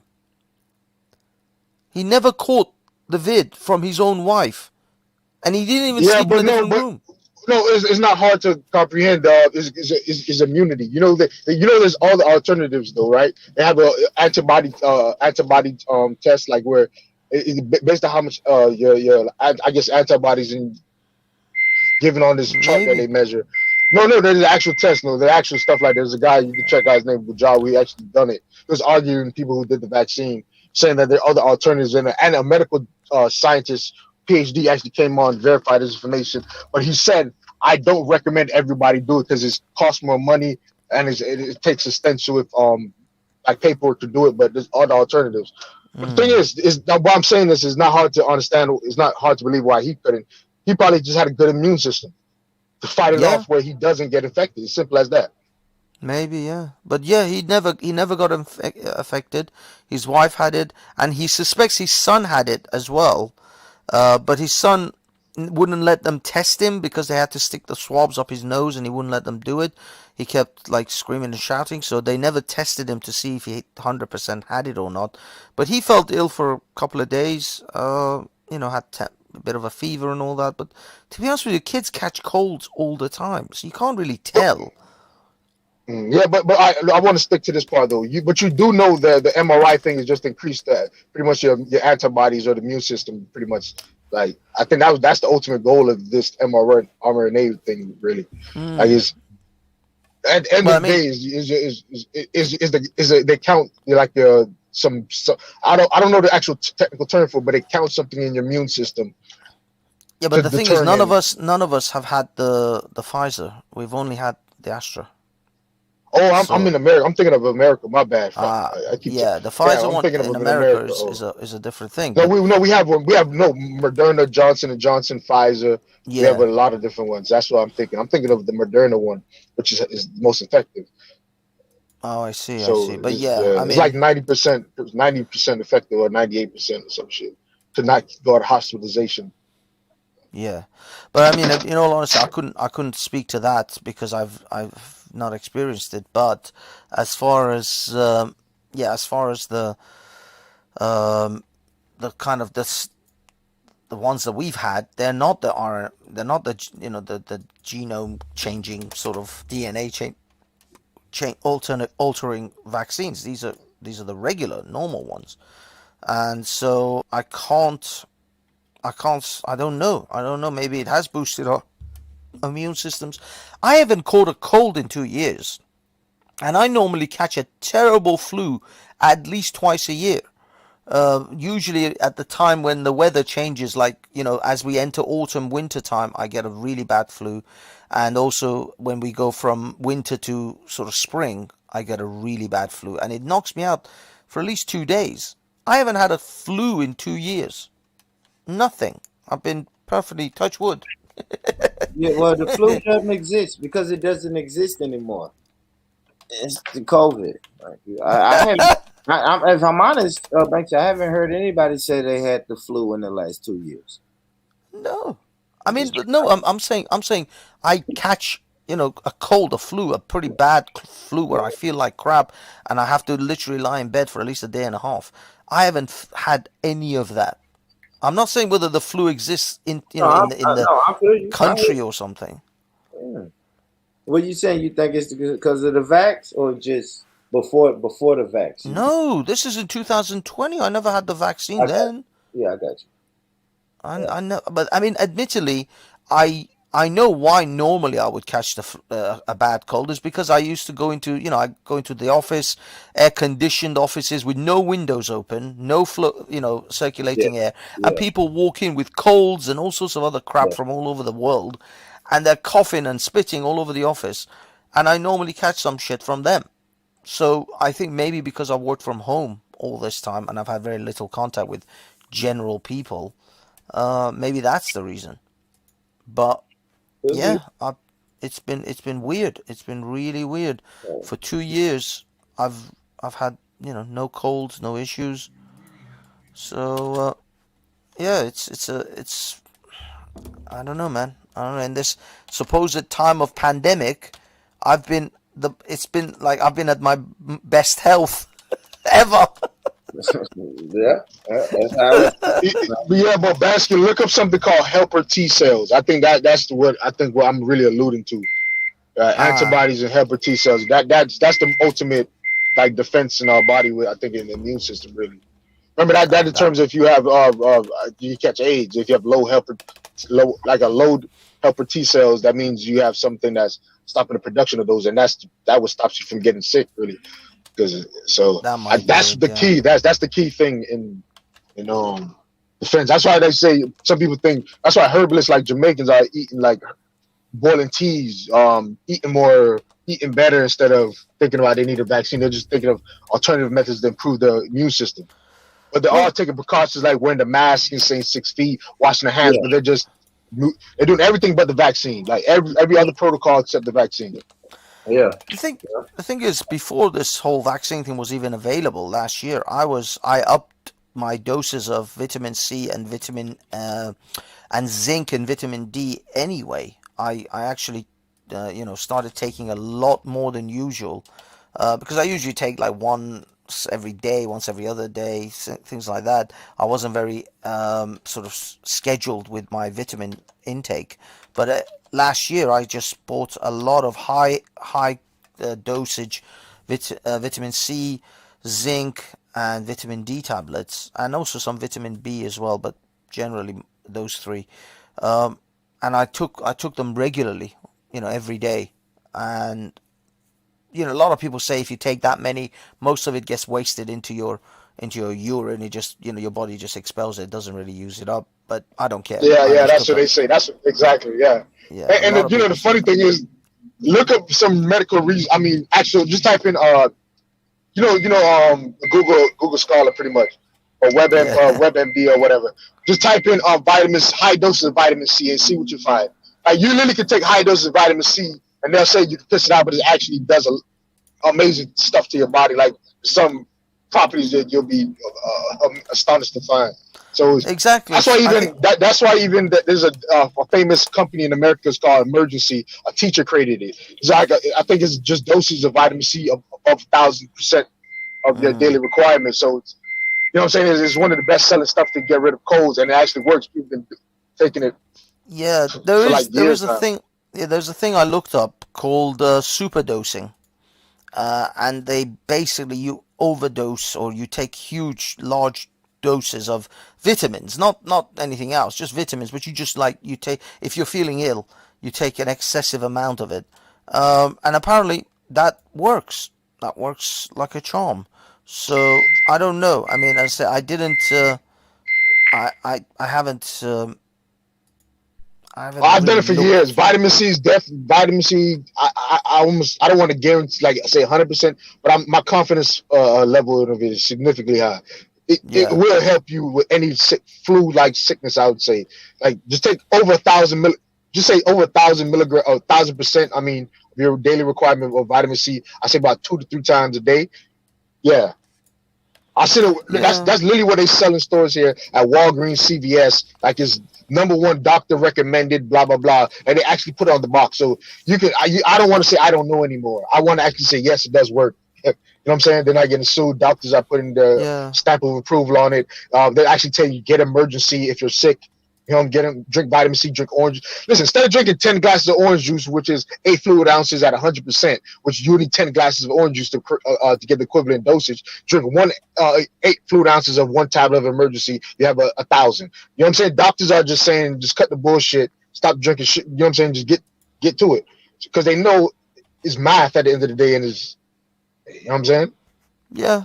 That's the thing. I'm not particularly adverse to just having good levels of vitamins, and also Manuka honey. I've been buying Manuka honey since 2019, and I find it to be just. I mean, I generally end up buying some sort of honey anyway, but instead I just look out and I just order some Manuka honey because it's meant to be incredibly good for your immune system. So if I want to use honey, either in my tea or in on toast or whatever, I just use Manuka. Now, don't get me wrong, Manuka honey is expensive, especially high grade levels like 300 GMO kind of levels. They're not cheap, but I like it, and I literally bought a pot of 300 GMO Manuka honey for every member of my family for Christmas last year. For every one of them, I just bought. Hey, but That was their what's Christmas expensive present. though? What's expensive? Like, give me I don't know how relative it is. Expensive is, I mean, 300, depending on where you find it, it could be, I suppose in American money, it could be like $60-$70 for like, I don't know, 250 mil.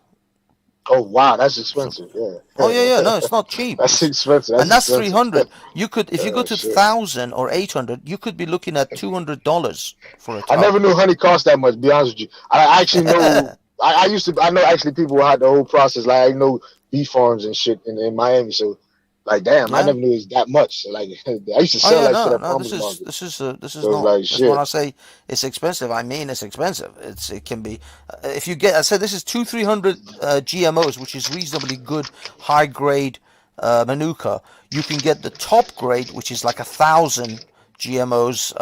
800 to 1,000, and you could end up paying anything up nearly $200 for a tub, and a So small what? tub. So break down what makes it so different then? Say for example, of I don't know say wildflower or honey or whatever whatever Well, different. this is New Zealand. This comes from New Zealand, and it's a particular type of flowers that that are over there in this particular place. Yeah, I'll send Yeah, you the okay, link of Manuka. the There's place. the plant is called Manuka or the place is called Manuka. I'm not entirely sure. I think it's the plant, and Yeah, it has grown. yeah. It comes from a particular part of New Zealand, and yeah, I mean we're talking very. Actually, this is in American money, so you guys can actually look it up in like American dollars. But yeah, at 925 GMO Manuka, at a 8.75 ounce jar is $190. 8 points. Yeah, 8 ounces. 8 ounce jar, yeah, 8 ounce little tub. That's $190, $150. The cheapest. that's ridiculous. That's ridiculous. That's I ridiculous. know, I I ain't gonna know. lie. It's not But the cheap, thing dude. is, For if you know honey, about if you know about honey though, like based on the flower, the honey does come out different though. Like I've seen all different types of honey from different plants, and yeah. from say for example, same bees go to different areas, different plants. Yeah, the honey comes out totally different. But one So thing I will like tell you, different, darker, lighter, all type of yeah, shit. So yeah. One thing I will say, the taste of Manuka, it's almost medicinal. It has a very different yeah, taste to every other type of honey. It's still sweet, but it actually has a particular flavor, which is almost medicinal flavor to it. You can just tell, you can immediately tell this isn't regular honey. This is different, especially the high grade, as I say, the high end stuff. Anything over 250, 300 GMO is considered reasonable. Is considered quite good. Now the 700, 800 ones. Now the site that I've just posted in the side chat occasionally does special offers where they put these Manuka honeys on like less than half price. So you can get it for like $70, $80. And I've bought the 800 one for my mum one time when it was on a special offer. But normally I just get the 300, 400 GMOs, but the 800 ones, because my mom, obviously she's older and frail. Yeah, hey, Roz, man, jump on. It sounds like Roz knows all about it. She's every time you're making a comment, she's actually all over it. Reinforcing. No, she knows she's reinforcing. She's saying, yeah, it's from New Zealand. She's talking about Canison Flues ones, and yeah, it's $40 a jar. Yeah, I never knew it was that expensive though, but learn something new every day. I might try to get that plant though. I want to find out why it's so goddamn valuable. I'm telling you, man, look into it. Look into it. Ever since I started buying Manuka honey in like 2019, my general cold and sort of catching colds and stuff like that has started to reduce, and even when I do catch it, it's not as severe. It deals with so many aspects of my immune system, and also I don't know for sure. I mean, these are just anecdotal personal experiences. I can't give you proper medical advice, but from my own personal experience, and my mum as well, because I asked her, and she's like, "Oh no, stop buying me this expensive shit. It doesn't work." I'm like, "Have you caught a bad cold in the last year or two?" And she's like, "No." I was like, "Guess why?" Because you're always fucking ill. You're always passed out. Oh, I'm dying. It's like you haven't felt like that in ages. Well, I think this shit is working. I think it does. It might not be immediate, but it does work. And as long as you take it semi-regularly. No, listen, if people paying that price, it has to have some type of effects. Like, that's what I mean. No, there are people who buy this. When the pandemic hit in 2020 at the beginning, around March, April time, I couldn't find one jar of this. This company that I just sent you the link to completely sold out. They were sold out for like 6 months because everybody just bought everything medicinal. You couldn't buy all these usual herbal medicine stuff that I get, like garlic extracts and Manuka honey and all these other things. They were gone. They were all gone. Just sold out. This company was completely cleared out. There was nothing. They literally had nothing. Like, I think it was like 1 or 2 skincare products that's also extracted from Manuka. They had like 1 or 2 of those left, but generally they had nothing left because people just bought everything that this company had.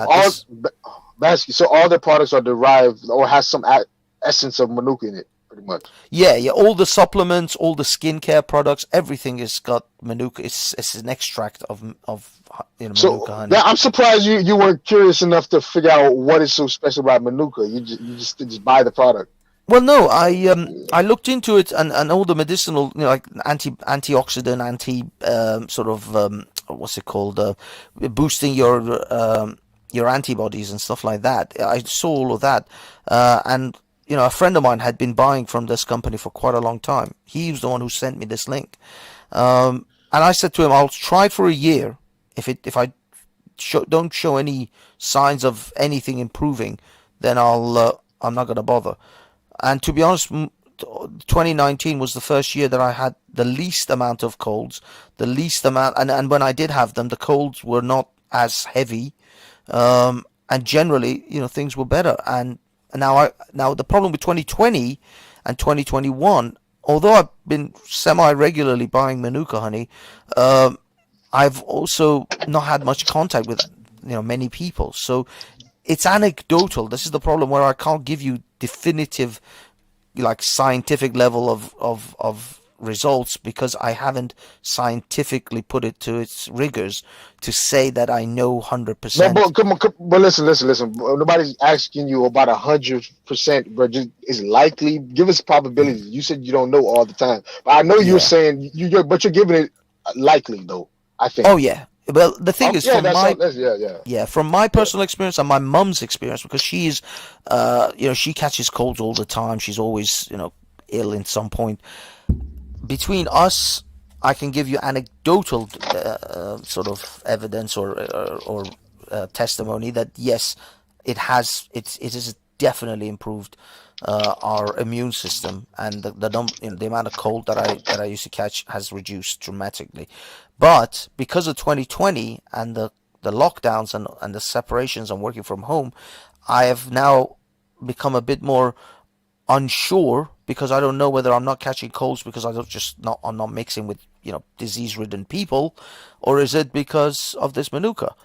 But either way, I buy it and it lasts me months, because I don't use it every day. I just use it occasionally when I have some tea or some toast, and I spread it on toast. So it's not an everyday thing that I eat or consume.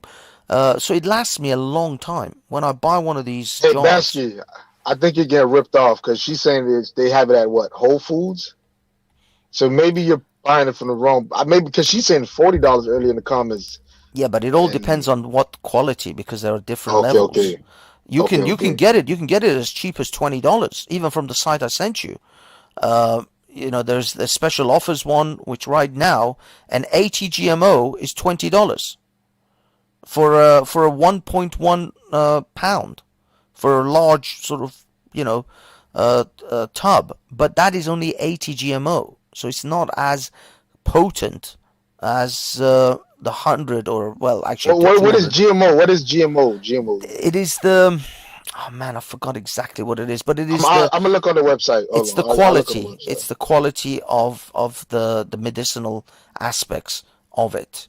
The higher the GMO, the better the quality. So, like, if you get a 20, yeah, you can right now get a 8-ounce 225, which is usually the type of level that I get, for $25 on a special discount.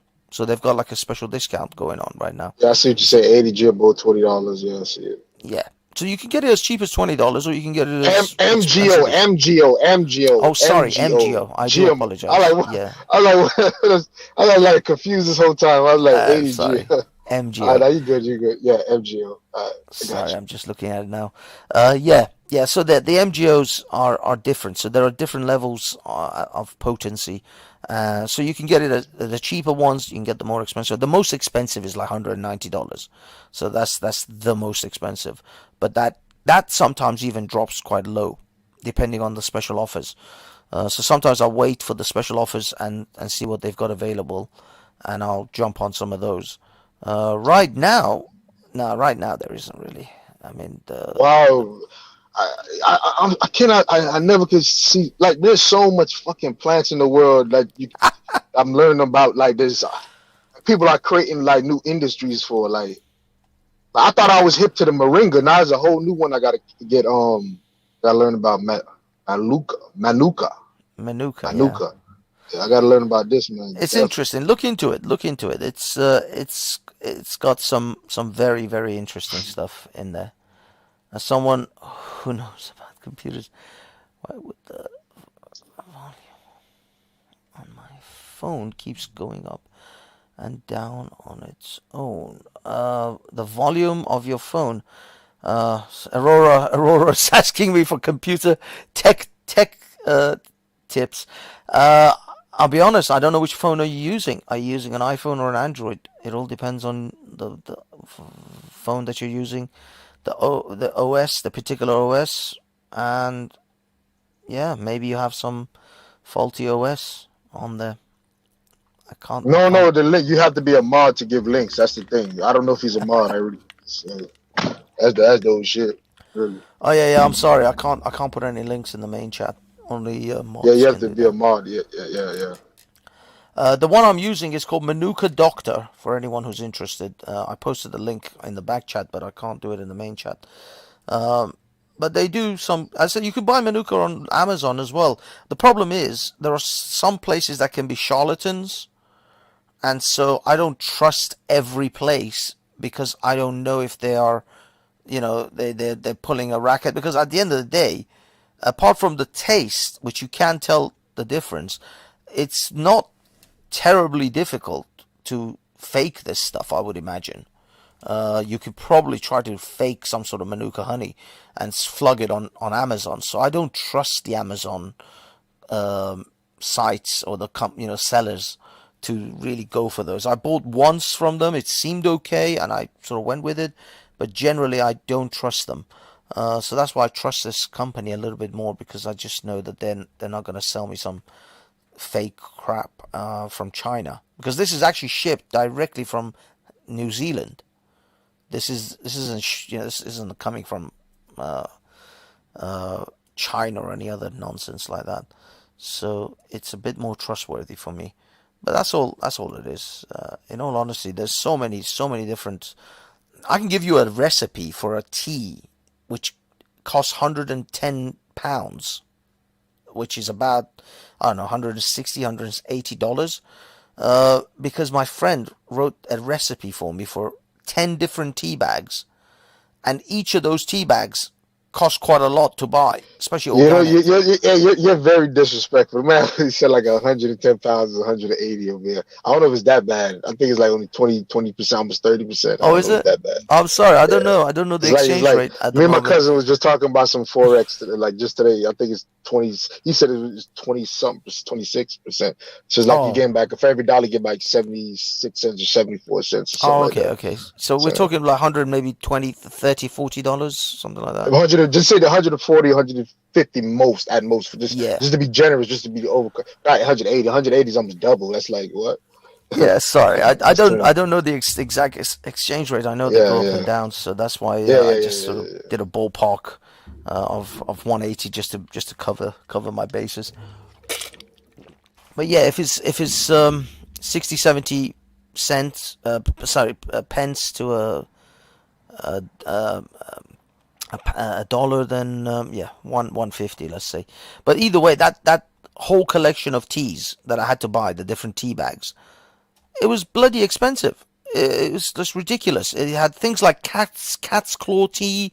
It's got matcha green tea, and a whole bunch of other ones like berries, different types of berries, different types of turmeric. Oh, by the way, turmeric is also excellent for you, especially tunic. Yeah, turmeric. I think the active compound there is curcumin or some yes, something like that. And it is very good for you. The problem is it tastes like utter shit, so you can't just drink it. Turmeric, no. Turmeric really has no taste. Like it doesn't. Like you could listen. You put turmeric in a lot of stuff, it really doesn't overpower it. Like, oh no, in food it's fine. I'm talking like if you want to drink it in tea, it just tastes like shit. Yeah.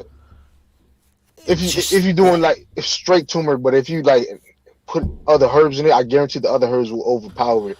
Oh yeah. I mean, I put it in rice all the time. I mix my rice, same. The water. I put it in. I put turmeric in there, and it gives it that yellow color. You know, Indian rice. Yellow rice. No, that's what I do. I do that. I've been doing that for years. Put turmeric in my rice and cook it like just like that. Yeah.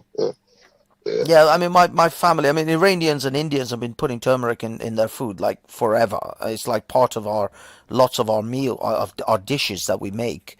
has turmeric in it. It's part of it, and also rice as well. But also in Iranians, mostly they put actually saffron in their rice because it gives it amazing flavor and Yeah, smell. I think that's a jasmine rice they sell over here. I think it's called Now, something. jasmine is No. different. Jasmine is a Okay, different okay, thing. Saffron okay. is very different. Trust me. Saffron is, I think, per ounce is more expensive than gold at the moment. It's crazy expensive. Damn. So what's up with Born and Why So Religious, man? What's going on? I think Born sleep or some shit. Why so religious, dude? I saw you on Jordan M's tonight. Was that you on Jordan M? Yeah, it was me. Yeah, I saw you going for them. Actually, this is something I wanted to ask you. When you were talking about them saying that Arabs say that they have the lineage of Ishmael and they come from, they lead to Abraham, the guys were like purposefully being stupid. Because you were clearly telling them, how can pagan Arabs who don't care and give a shit about Abraham claim that they come from the line of Abraham when the only evidence for the line of Abraham is in the Bible and they don't believe in the Bible? And they were like, oh, well, what's that got to do? What's the Bible got to do with anything? It's like, dude, the only Not only reason it that, matters that your lineage comes from the line of Ishmael and Abraham is because of the Bible references of prophethood. Because they say no prophet can come from anyone that is not of the line of Abraham. That's the whole point of Muhammad claiming his connection to Ishmael. He made that connection because he has to somehow justify his prophethood being connected to the line of Abraham. Otherwise, he won't be legitimately recognized. He will have no legitimacy when it comes to the Christians or the Jews. In order to gain legitimacy amongst the Christians and the Jews, he claimed he is from the lineage of Ishmael. That was his whole point. And pagan Arabs would not give two shits about that. Why would Arabs care if they come from the line of Abraham if it's not biblically related? It's yeah, just Sorry, and go on. not only that though, to claim that a whole set of people, like they try to use, let's say, Arabs, that's them, not me, but they're saying that the Arabic people themselves trace themselves back to just one person. A father was actually the term they used, which would mean that if he's not trying to connect himself to the biblical prophets, then every person that's considered Arab or Arabic or whatever, Arabian, then that would mean that they all have the same right of claim to Ishmael as Muhammad.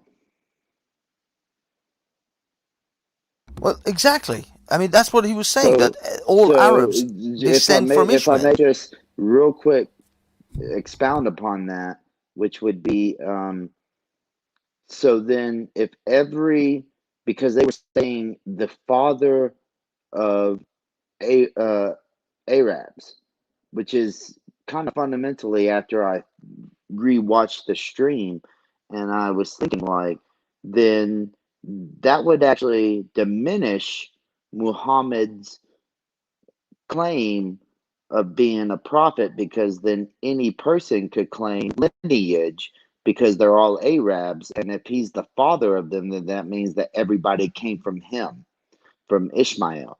But the point of trying to genealogically connect Muhammad to Ishmael and Hagar is to try to separate Muhammad from the rest of the Arabs and put him on a lineage of the prophets in the Bible.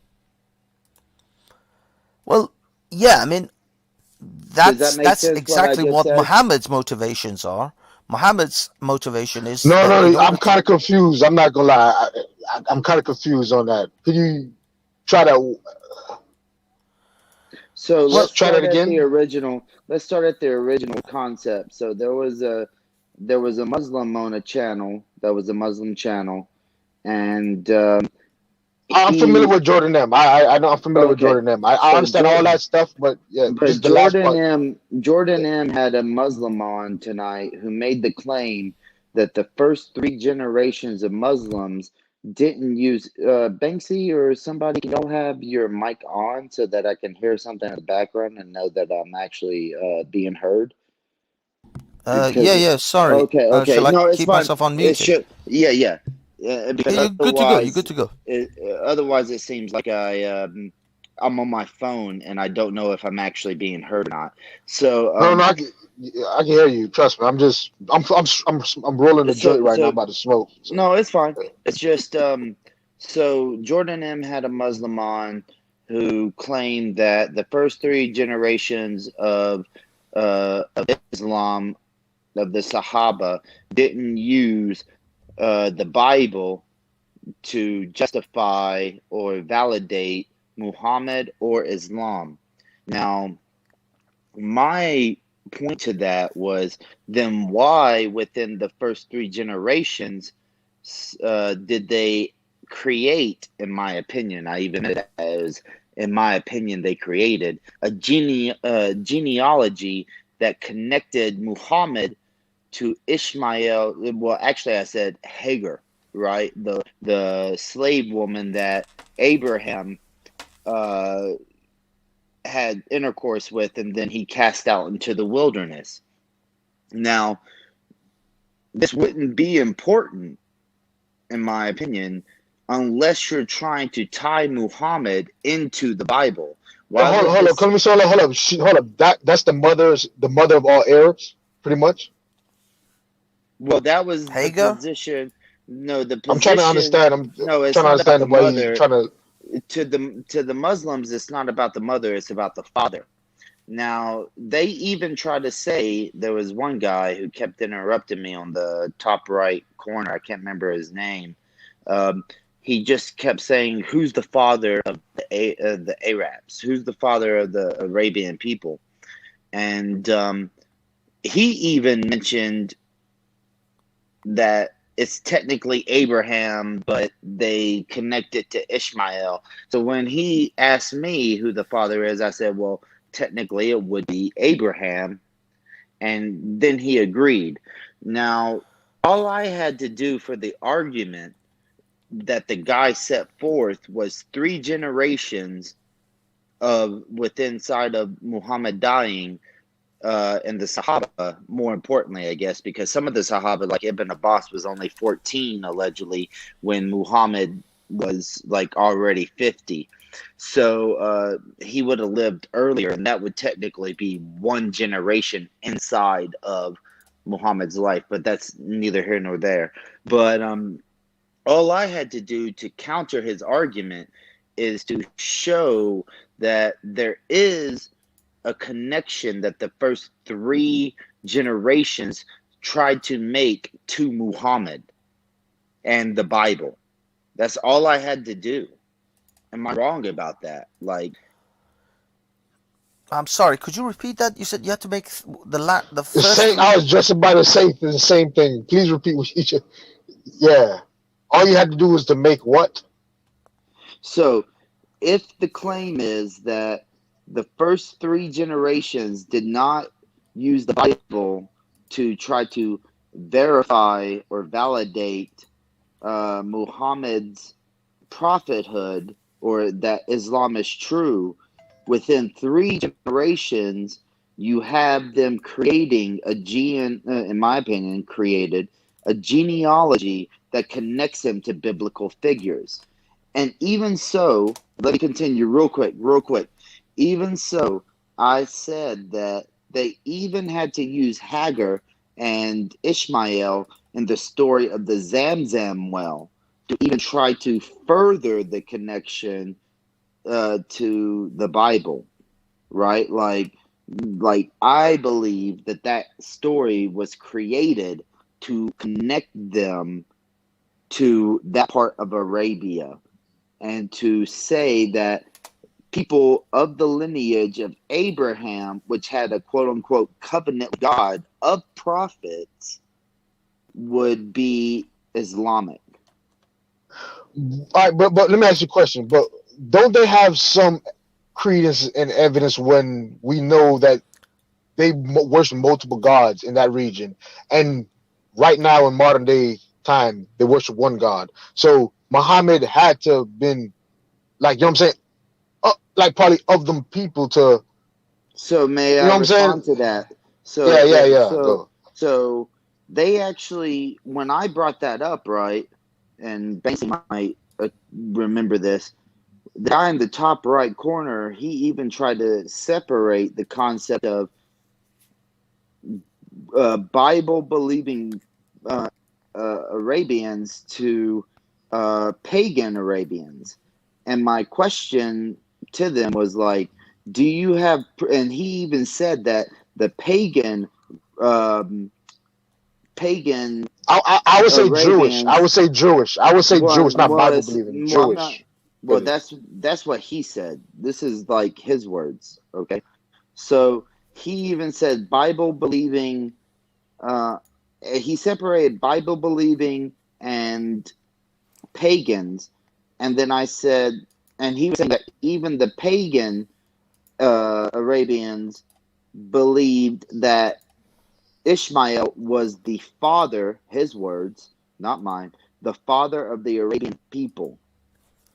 Yeah, but So my No, but question, my real no, quick, but my question became instantly: do you have evidence that pagans believed that they were the offspring of or do you have proof that the pagans believed that Ishmael was the father of Arabian people?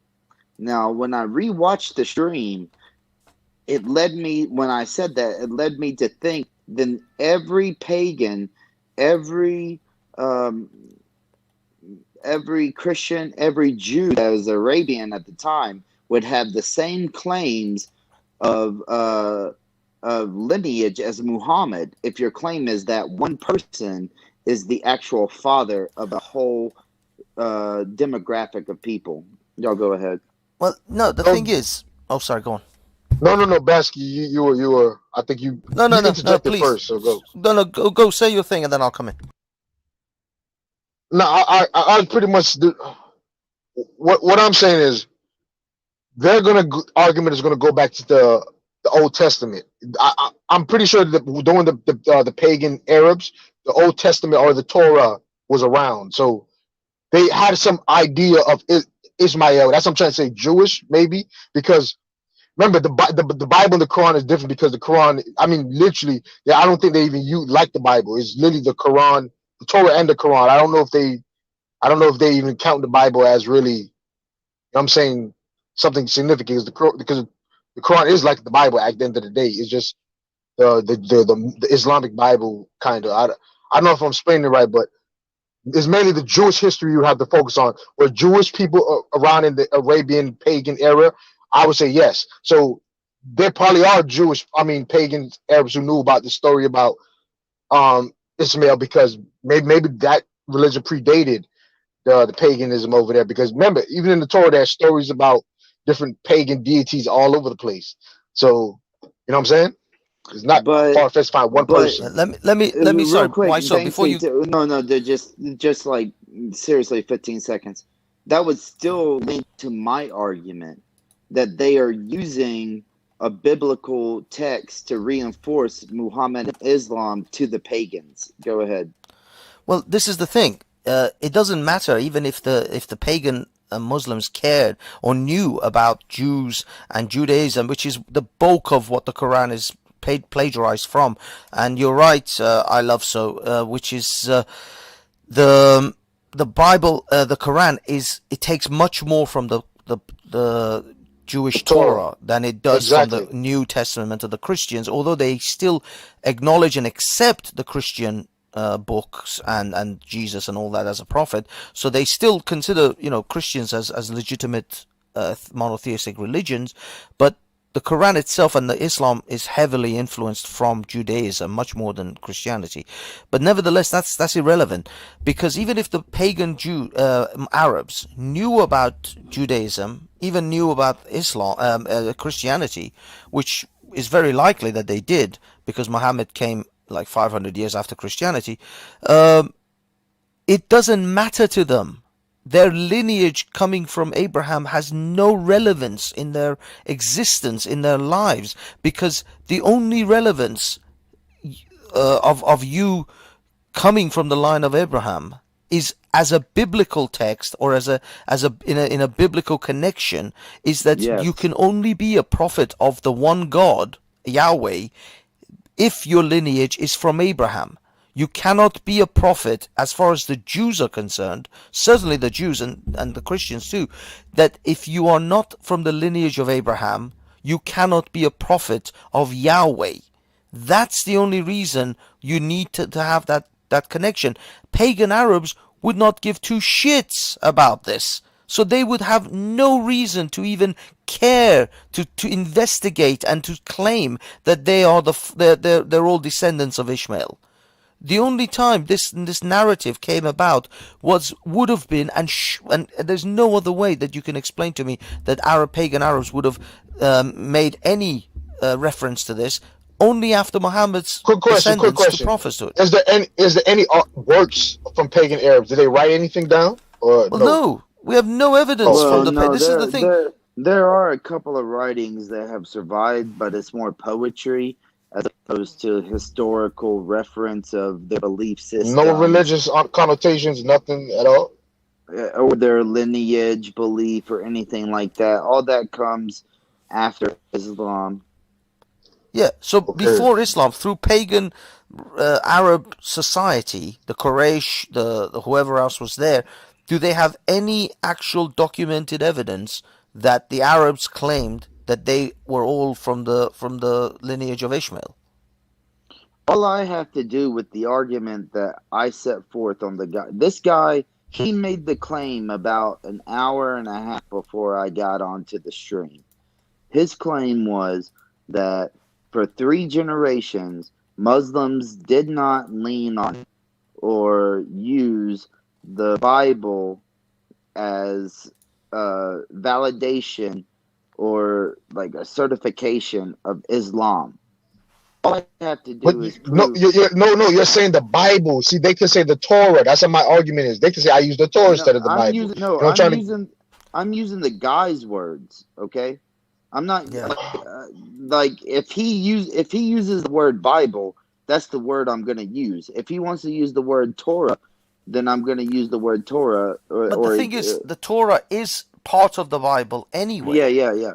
But what I'm getting at here, one has actual historic significance. The one actually has people who are actually alive. You can't say that the Jews aren't real. That's what I'm trying to. You can't. What? Some of it's not proven. Hold on. So hold on. Are you saying the are you saying they're fake? Wait. There's actually no. You saying the people existed. So I'm saying if those people existed in those regions at them times, and we're talking about. I'm talking about Judaism. We're talking about ancient Hebrewisms or whatever you want to call it. It's ancient. So I'm saying that you don't have no. I mean, you might call it pagan, but what if what if it's just a different interpretation to that? You know what I'm saying? There's Christians who believe other forms of Christianity is pagan. There's Jews who feel like. Are we still on the main topic, or have you changed? Yeah. I'm on the. I'm not changing part. I'm saying that they can have arguments of having a lineage other than you're saying the Bible. I'm trying to get at, because there's ancient people that's not their argument. That wasn't the claim that I was arguing against. For 3 generations, you're saying 3 generations. I'm trying to get at in those 3 generations. Muslims. No, we're pagan. The pagans we're talking about. Pagan Arabs, right? Or no? So the claim was from a Muslim that the first 3 generations from the time of Muhammad did not utilize the Bible to justify or validate Islam. Did I say it succinctly enough there? But that was his claim, right, Banksy? That was his claim. Well, I'll be honest. I caught the tail end of the whole thing. I didn't catch the beginning of their claims, but I'm happy to accept that. So that was Oh, his oh, claim. And that's what I based my argument off of. So why so religious? I don't understand. His claim was that for 3 generations, the pagan Arabs made no references to No, their no, lineage. no. The the Sahaba, the he's Muslims. gonna say Muslims. You can't say pagan Arab. I don't know why we talked about them this No, whole time. no. The It's pagan like so. Arabs. What did I say? The man in the top right, the kid in the top right, kept bringing up the pagan Arabs, saying that they believed that They came Ishmael, from the line Ishmael, and of Ishmael. and you remember Banksy, because this was at the tail end. I asked him for proof of that. Yeah, Tehran, yeah, please jump on. Tehran, please jump on because yeah, Tehran yeah. is on. Let me just read. Hold on. Let me read Tehran's post. The Himalayats were a Jewish kingdom in South Arabia. Google Rahman on PF South Arabia. So they probably had stories though of Ishmael, man. But like, you know what I'm saying? They probably. I don't think that you're recognizing the argument, and that's what they did You're too. saying the origins of the story comes from. You're saying the Bible, but I'm saying this is ancient cultures, different forms of Judaism, different like what you think. There's different sects of Jewish people, so it's not hard for me to imagine that there were groups of people believing, and then we come from the lineage of this so-called Ishmael. No, so the argument was in the first 3 generations of Islam. Yes. They did not rely. They did not reference / lean on or use the Bible to justify Muhammad or Islam. Now, I said within 3 generations to the point of Ibn Asaq and Tabri, they had created, in my opinion, they created a lineage to connect Muhammad to Hagar. Most importantly, the woman. Like, that was most important. Because even at the Maybe I'm point, not may understanding I who's finish? May I Hagar. finish? Okay, Hagar is the Hold on, slave pause. woman. Hold on. Watch this in conversation. If someone doesn't understand your key terms, you have to Yeah, define them. I don't that's know the who. reason I was about to define it. But I'm just letting you know. That's why I have the interjection. So you was about to cut me Okay. off why I'm interjecting, but that's what I'm doing. Define the key terms for me so I can understand everything. So Hagar was the slave woman of Abraham, who he had sex with while he was married to Sarah, but Sarah was barren, so she and God said, have sex with Hagar, and she'll bear you a child. He does that. They have Ishmael, and then God lifts the barrenness, I guess you would say, off of Sarah, and then they conceive a child, and then, it's the story of Abraham takes his son up to sacrifice him to Allah, and then the lamb is presented. Do you know this story?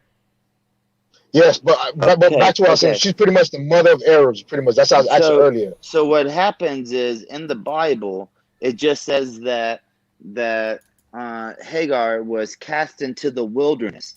Okay, now, and then it said that she prayed to God for help, and God said, I will bless you, and your son Ishmael will be fruitful and spawn many nations, right? Now, cut to the Islamic version of the story. After she's cast into the wilderness and asks for help, Allah presents to her the Zamzam well. Now, this is actually really important in Islam, right? They still sell expensive water from Arabia, from the Zamzam well, that they believe what it is, right? The stop well, which is Zamzam, like stop, because it just started overflowing to her. Now, all I have to do in the argument that this guy made was, in 3 generations, they never used the Bible to justify Islam or validate it or Muhammad is to bring up the stories of Islam that are connected to the Bible, and that there are actually stories, even more so, in my point of view, there are stories, additional ones that create a different narrative directly for Islam with those characters from the Bible, like the Zamzam story. Does that make sense, or do I need to elaborate a little bit more? No, listen, I get what you're saying, but ultimately you're saying they have to use the Bible to even make their claim, so it's irrelevant at the end of the day, or the. Well, it's not about they have to. It's about the first 3-generation argument, like No, but because I'm saying, well, you're saying any information you're gonna bring out, it literally goes back to the Bible. That's what I'm trying to get at. All roads But lead to the yeah, Bible. but the point, the real point here is, and maybe Banksy understands this, is that he claimed the first 3 generations, and in the first 3 generations is where you get the scholars, as you would say, like the Maliki scholarship, the Ibn Asaq Sirat. You get Tabri, you get Al-Bukhari, you get the foundations of Islam, which are all based off of that they try to make a connection to biblical stories. But I get what you're saying, but at the end of the day, you're saying that they're using biblical stories to prove that they're not using biblical stories. Well, the thing is, they're saying that they have to effectively use biblical connections to make their claim of their connection to Abraham, and yet at the same time they are rejecting biblical connections, or rejecting that the Arabs have anything to do with biblical stories, but yet still hold to the claim that they're Abrahamic. They've got a lineage from Abraham. That's the most direct point right there, Banksy, is that they say that they are Abrahamic faith. So if the first 3 generations didn't use anything in the Bible to justify Islam, why are they still claiming that they are Abrahamic faith, which is a biblical connection? But this is exactly the thing, why so? They have to, in order to give themselves, or give Muhammad the legitimacy of a prophet of Yahweh. I agree, but Banksy, I'm just focused on the conversation I had with the person, right? With this 3-generation thing. Yeah. It doesn't matter about like then or now, really. What really matters is the concept of 3 generations. So they deliberately had to say that they are a product of Abraham, which means that they are directly leaning on Abraham to validate their faith, point blank. Yeah, it's just, unfortunately, when it comes to Muslims and these types of debates, hypocrisy is certainly nothing lost on them. They absolutely use their own. Before we beat down on them, like, so are we saying there's no? Let's get back to like artifacts, documentation. So you're saying that there's only probably like 2, just white religions, like 2 artifacts of literature that of them, but describing their culture. Well, the thing is, there's no concrete evidence of Abraham's existence. Even Abraham's existence is considered mythological at best, because there are no historical evidence for Abraham. There are no anthropological evidence. There are no archaeological evidence of Abraham's existence. All we have. But you know the thing. I understand that, but I get what you're saying. Well, I'm talking about the people themselves, the people. But there's people who created a story from way beyond. You're talking about what, 600 AD of this person. So right, like, and even if we could do this, there's a guy named Garfield who explains it perfectly, and he has Dr. Richard Carrier on who explains this also.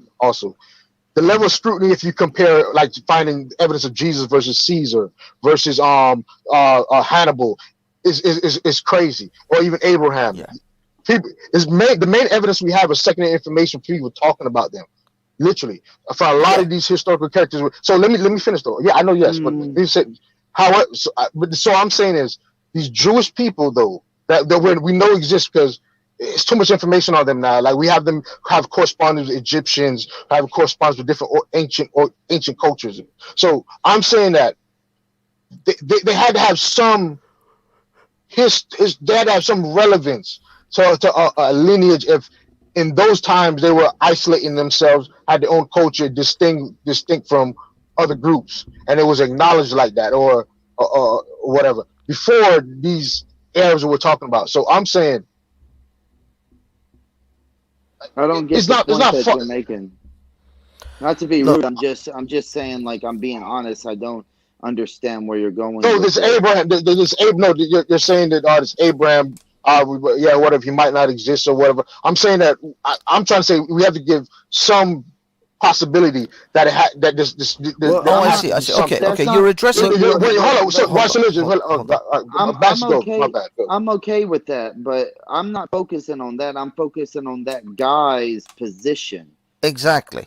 This is the thing. The thing isn't I know we about. I got mean, over his position. We got over his yeah. position. As I said, remember we got Yeah. over that. That's why I asked my question. We're not. Let's not beat down on them. And I said what I said. And now you're saying I don't understand. But I No. No. really said let's What not beat down on them. I got that. I got your I point. I understand. literally said that No, before. Yeah. no, I'm Yeah. not doing that. I I'm love. just saying the guy's position, the statement that he made about 3 generations did I not get use you, the bro. Bible. Yeah. I That's all I'm love so. focused on. That's all I'm focused on. Yeah. Let me just try to sort of tie some of these loose ends. There were two different conversations that took place. I love so, unfortunately, because I said there's no anthropological or just general evidence of Abraham's existence, he went down that road a little bit, and he described that there are lots of historical figures that we don't have a high level of evidence of their existence, but we just accept that they're historical figures because of the general understanding of people who wrote about them, or things that Historical were described. relevance. But yeah, I Relevance. know why so religious. Yeah. That was a tangent. That wasn't the point. But the point is that it doesn't matter whether Abraham's existence is real or not. The point is, do Muslims have any historical connection and evidence for that historical connection within any text? Like why so religious? You said there was some poetry or there was some music or something that was written to give a hint of connection between Abraham and the Arab people. But that's what I think why so religious you're after at this stage is some concrete or some degree of evidence to show Arabs' lineage to Ishmael and hence Abraham. No, actually, no. With the argument, that's not the point, I because thought I'm with even Basket. That's if what I'm thinking about. That's how I thought the argument was. Sorry. no, so even if there were pagans, and this is what I tried to lead them down so I could get the evidence for the claim that the guy in the top right was talking about, the even the pagans believed that they came from Ishmael as the father of the Arabian people. That wouldn't matter, right? It wouldn't matter even if they believed it, because and they're pagans. What would matter is that Muhammad is leaning on that, and that the first 3 generations that the guy claimed didn't use the Bible to try to justify Muhammad or Islam. That would substantiate my claim that the genealogy was so important for Islam's claim that it would even they even try to ridicule me, because they said, okay, well, the Jews and the Christians of Arabia didn't believe Muhammad was a descendant of Abraham. So what's the point of it? And I said, I'm pretty sure this is verbatim. It's not about the people, about the Jews and Christians. It's about proving to people who don't believe it, right? So even if the pagans did not believe in the Jewish and the Christian faith, but they believed that they came from the quote unquote father of the Arabian people, which was Ishmael, this would be a way for Muhammad to wedge himself in through various religions, through a genealogy created to the Bible. And then that would help substantiate the claim of his prophethood. That was the point.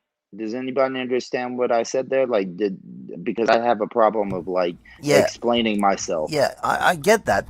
I get the idea of what you're saying. I mean, this is why it's better to use. I feel it's better to use the term just Arabs rather than pagan Arabs or Muslim Arabs. Just Arabs. I didn't do that. They did that. They separated the difference between. I know. But what I mean is just to use the umbrella term Arabs. Now, what are their evidence for Arabs' connection? Did you ever get anything even close to them producing any kind of evidence for the Arab connection to Ishmael? This is how the conversation went with the guy on the top right. He even said, did the Arabian people believe in the Bible? Did they believe in the Gospels? Did they believe? I said, well, yeah, there were some. And he said, well, I'm not saying some, they were a minority. I'm saying in general. I said, okay, now you're changing the concept of the conversation, but let's follow it. So in the concept that most people were pagan, do you have any, I said, most people were pagan. They wouldn't believe that they had the father of the Arabian people would be Ishmael or Abraham. And he said, yeah, the Arabian people, even the pagans, believed that the father of the Arabian people was Ishmael.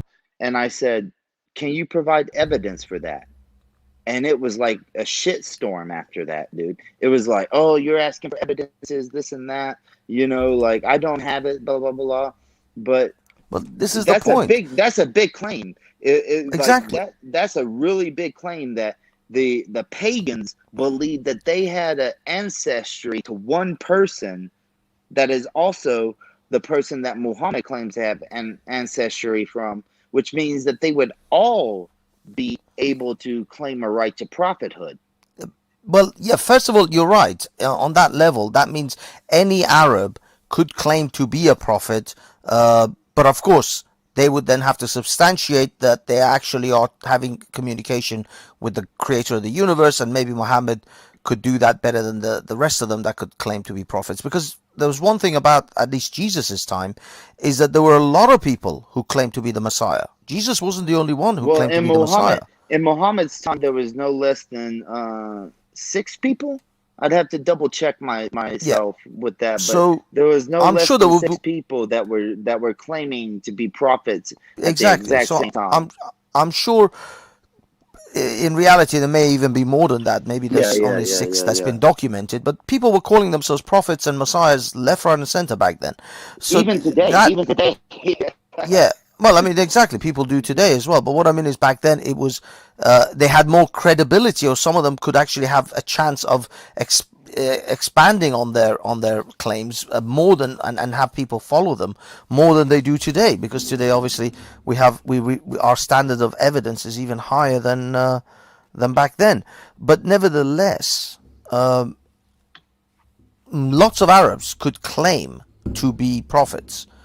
The point, which is irrelevant to whether Muhammad claimed he was from the line of Ishmael or not, is if actually the Arabs at the time believed this to be true, that they all descend from Ishmael, then there would be some form of document or some sort of practice or ritual or something that would indicate that the Arabs always actually had this concept that they come from Abraham.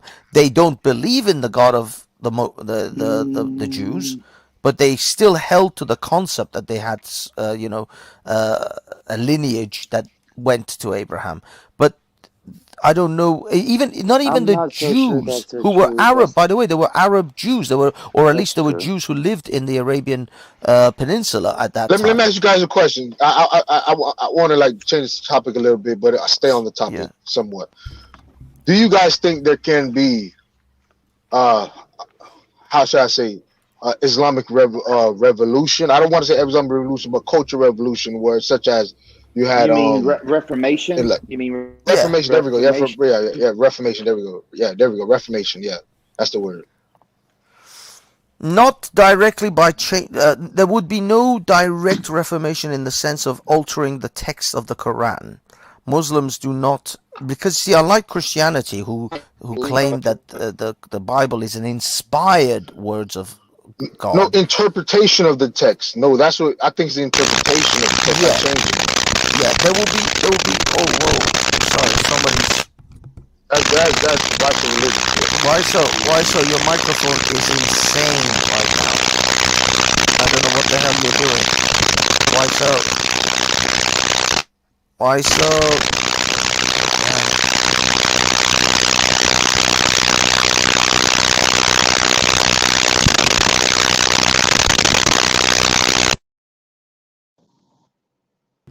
Why so? Your microphone has gone crazy. Okay, hello.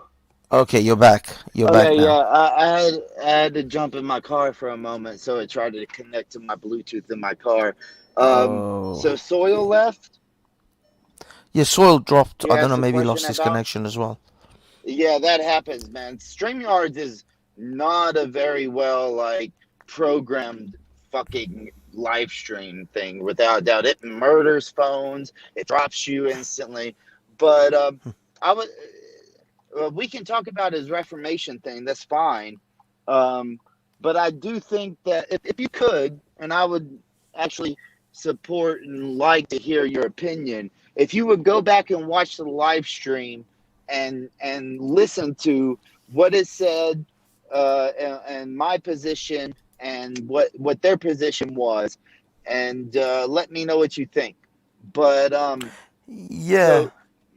So Reformation in Islam, what would be the basis of trying to reform Islam would be the best question, in my opinion. Like, what is the basis that you think Islam could be reformed? Well, I mean, really, at the moment, the biggest push towards any kind of Islamic reformation would be through an economic and sort of, to some extent, even militaristic push. Islam needs serious motivation. Basically, let's put it this way: the Muslims, should I say, need serious pressure to feel that they can that they have to manipulate and alter their text. And the funny thing is, the reformation that you speak of is happening actually. If you look at Saudi Arabia, in Saudi Arabia they are now beginning to cull and I've even heard words of things like banning certain hadiths when it comes to certain hadiths which are too jihadi, too crazy. They've now started to. No. Well, this is what I've heard. Yeah, I've heard yeah, that. they are starting to ban Yeah. hadiths, but it's more as far as I know, and I try to keep up with it rather extensively, but they are trying to ban, and this is in. I'm sorry, it seems like, but this is popping all in my mind with this conversation. Asim Akalim would be a good YouTube channel to prove this, right? Like Hoodoo TV would be an excellent example of what they are banning and what they're not trying to ban. So if you watch these things, they will tell you this. They are trying to ban madhab rulings in hadiths. So they are not banning hadith. They are trying to ban anything less than Hassan, for one. And then after that, they are trying to ban anything that is not within side of the Salafi madhab. School of thinking. Yes. And then after that, they are accepting of, if I'm not mistaken, it's not Shafi. Like the Reliance of the Traveler is Shafi, but I can't remember what you can look it up on Islam Q&A and Jurisprudence Islam Q&A, and that is the jurisprudence that they are presenting more and more, and they are banning like Maliki. You know what I'm saying? Like they are banning I see. Madkali. madhabs. And you know, if Madhabi. anybody wants to challenge me on that, if they want to challenge me on that, okay, that's fine. You know, but I do keep up with it a good bit. But the Reformation is not happening in Islam, and the proof of that, right, is that Muslims, like let's use the UK for example, vote overwhelmingly the Tory party is like the really liberal party, right? No, No, the Labour. The Labor, Labour is the Labor, Liberal and Party. they vote over majority fucking Labor, right? But then when Yeah. the Labor Party insists that they have to have LGBTQ gay training in school, they protest even the people they vote for. And they Yeah. refuse to send their children there. So the Reformation is not happening. It's a disguise. Now, the concept of Reformation that Islam is projecting is the concept that they are willing to vote in democracy. Mm.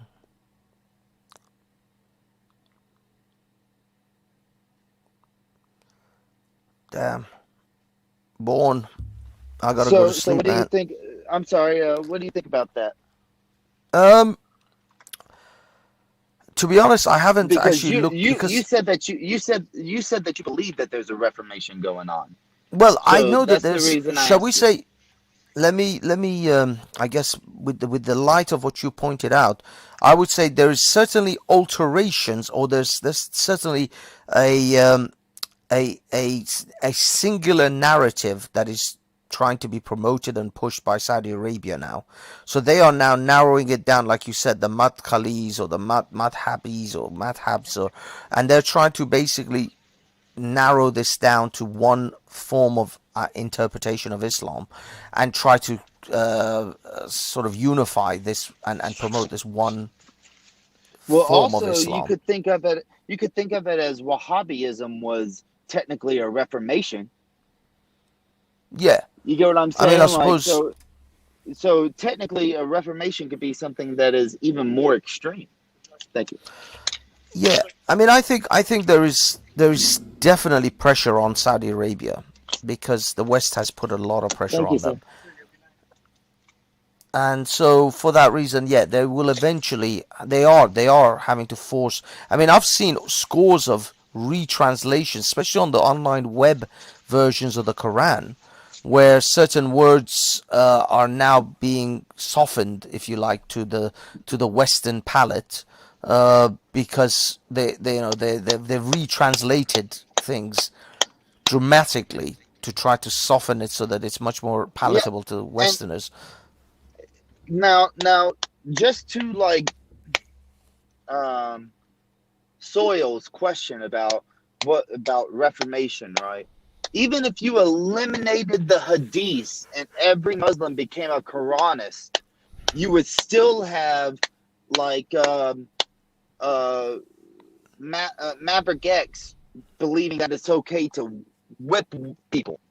You know what I'm Yeah, saying? Like, yeah, so you would still have the lack of ability to say that there's a reformation towards uh, uh, Western quote unquote values, and then but then you would have people like Tehran Pool, who is we spoke about this a couple of weeks ago, where he's saying that no longer is like flogging an acceptable punishment, but he can't provide a verse or a hadith even that supports that claim that it should be reformed to where it isn't.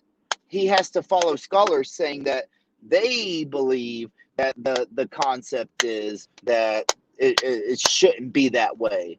So the Reformation, in my opinion, could not be, because you still have what Muslims would have to say is Allah's direct words. Does that make sense, Banksy? yeah. I think so. I think so to some extent. I'm sorry, guys. I gotta go. I got a few things I got to do. It's 7 a.m. now in the UK, so I got to start making some moves. Have a good one. Cheers. Thanks, Born Be safe. Rich. Cheers. So Bourne's probably asleep. It's about 1 a.m. where he's at. And I had to go buy cigarettes. I'm just driving right now. The Reformation question in Islam, in my opinion, is one that is null and void, because now you could look historically that like Christianity had their Reformation at about 1400 years after the religion, right? 1500 years became the Enlightenment age. But there is a difference in textual and belief systems. Like Christianity did away with most of the laws, if you will, and punishments of Judaism, and so has Judaism at this point, and even after the destruction of the temple, because they had the second time in 70 AD, because they had no Pharisees. Like you can't enforce biblical law without Pharisees. That is one of the main tenets of punishment, of enforcement inside of the Bible and such. And I don't know. I just think it's unique that people want to say, can Islam reform? Does Allah allow His words? Actually, this is in a verse of the Quran, right? He said, previously they would make haram what? No, wait. So they used to make halal what is haram, but in the future they will make haram what is halal. Now, this is very prominent inside of the hadith systems, right? Like the hadith systems have a huge maximum of what is haram, as opposed to the Quran, which makes most things halal. A lot of things like in everyday life are halal in the Quran, but in the hadiths they become haram. Now, even if you just eliminate all hadiths and just go by what Allah has said is halal and permissible, it would still be limited towards what, let's say, like Westerners accept as a form of freedom in certain ways at different times. I think that's kind of the point that I'm getting at. Over time, it will happen. Islam is young. I don't know about that, Soil. I just don't know about that. Like, there is a difference, right? When you have the concept of a religion, like Judaism, right, and Christianity, they are based off of the divine inspiration, as opposed to Islam, based off of the divine word. Right? That's like a pretty big separation. 1 second. I see you, Mr. Alo. I'm just parking my car. Give me a second, and then I'll speak to your question. I'm sorry. I had to go get nicotine. I'm addicted, but I'm down to a pack every 4 days, so I'm getting there. So, why so religious? What do you think about the Mujahid Taliban celebrating defeat U.S. yesterday? I don't care about it, Mr. Alo. Just to be honest, I know I'm on my phone and with an earpiece, so the only way that picture and the circle has like the circle of my icon has like the little shades popping up, so I have to check that every couple of minutes. Um, I don't care about it, Mr. Halo. Like, I don't care about uh, America losing that war or pulling out or however you want to say it, because I don't believe that we were in there to win it. You know, like if we were really in that war to win that war, I believe America would have won that war. That's my personal opinion. Like, I think that, you know, if America really wanted to defeat uh, the Taliban or Al Qaeda or any person, any organization, then they would have played by the rules that that organization had, which is, you know, they should, like, America should have just stepped up and been like, hey, for every school that you bomb, we're going to bomb 2 of your schools, and just like battled them that way, dude. That's my personal opinion. People will say it's wrong, but the Taliban grew in numbers constantly while they were killing people that we say are innocent, that shouldn't be harmed. In the West, we say, "Oh, you shouldn't bomb schools, you shouldn't bomb hospitals, you know, you shouldn't bomb first responders." But the Taliban was doing it. So the West should have just said, "Okay, every time you do it, we're going to do it 2 times to your people." You know, and see how far that goes. That's my personal opinion, but they want to celebrate, dude. I don't care about it.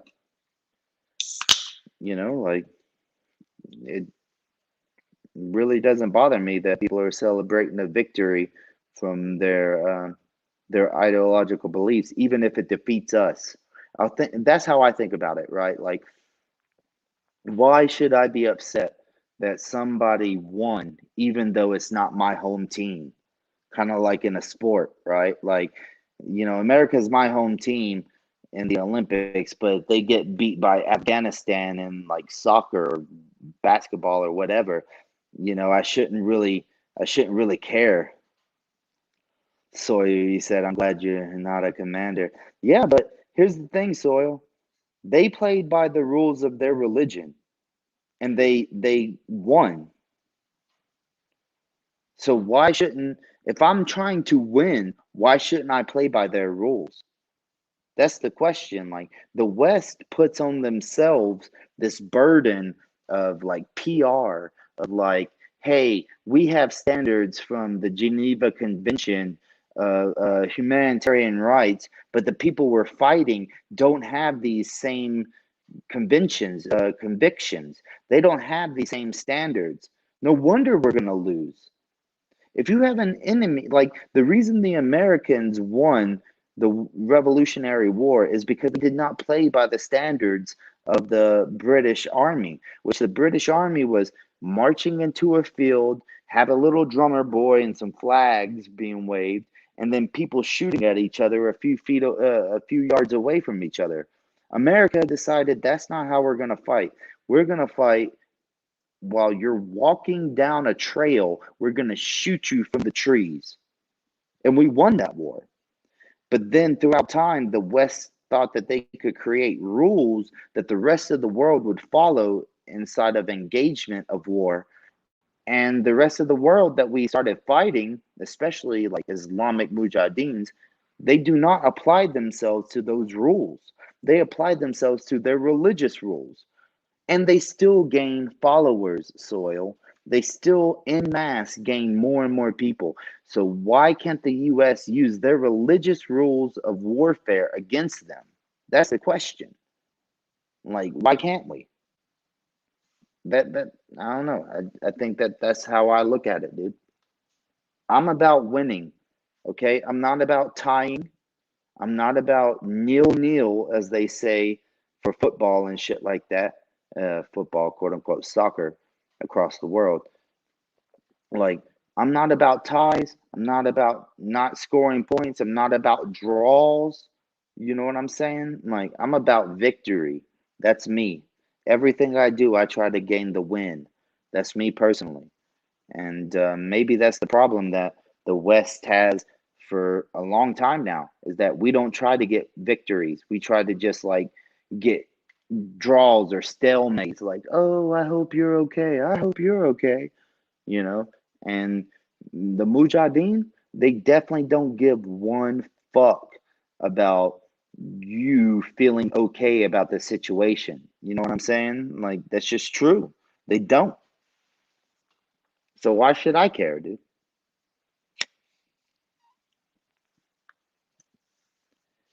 I mean, I don't see any more people typing. I'll continue talking about whatever y'all want for a minute. I'm smoking a cigarette, so if y'all want to type a question or whatever, I'll answer it. But Mr. Halo, congratulations to them, to the Mujahideen. They have their country back in their opinion, and I'm glad America is out of there, dude. I've been wanting to get out of Afghanistan and Iraq for years, dude.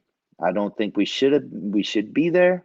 You know, proof that we shouldn't have been in Iraq for the past 7 years is that we found Osama bin Laden in Pakistan. Okay? He's not even in Afghanistan. As soon as they killed Osama bin Laden, they should have pulled the fuck out of Afghanistan. Point blank. There was no other reason to be there. We were not there. Like, the cause of the war was not to instill democracy originally. It was like, hey, we are going to kill this guy. We are going to dismantle his organization by chopping off the quote unquote head of the snake. You know what I'm saying? Like, so as soon as Osama bin Laden was killed in Pakistan, like, it would justify it more to continue the war if he was actually found in Afghanistan, but he wasn't. He was being harbored in a nation next to it. So instantly get the fuck out of there, cut all ties with Pakistan, and leave it be. You know what I'm saying? Like, let them decide the shit. You know, fuck it, dude. That's my opinion.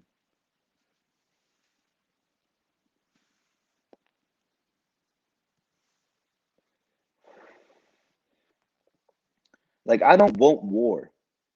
That's a fact, dude. I don't want war. But if there's gonna be a war, you play to win. You don't, you know,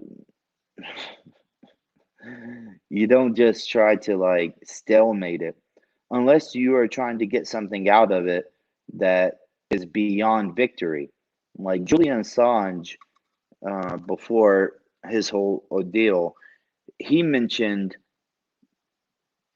that the Afghani war was a concept to funnel money uh, into government programs that would pay out Afghanistanis, and then the Afghanistani government would repay that money into Americans' pockets.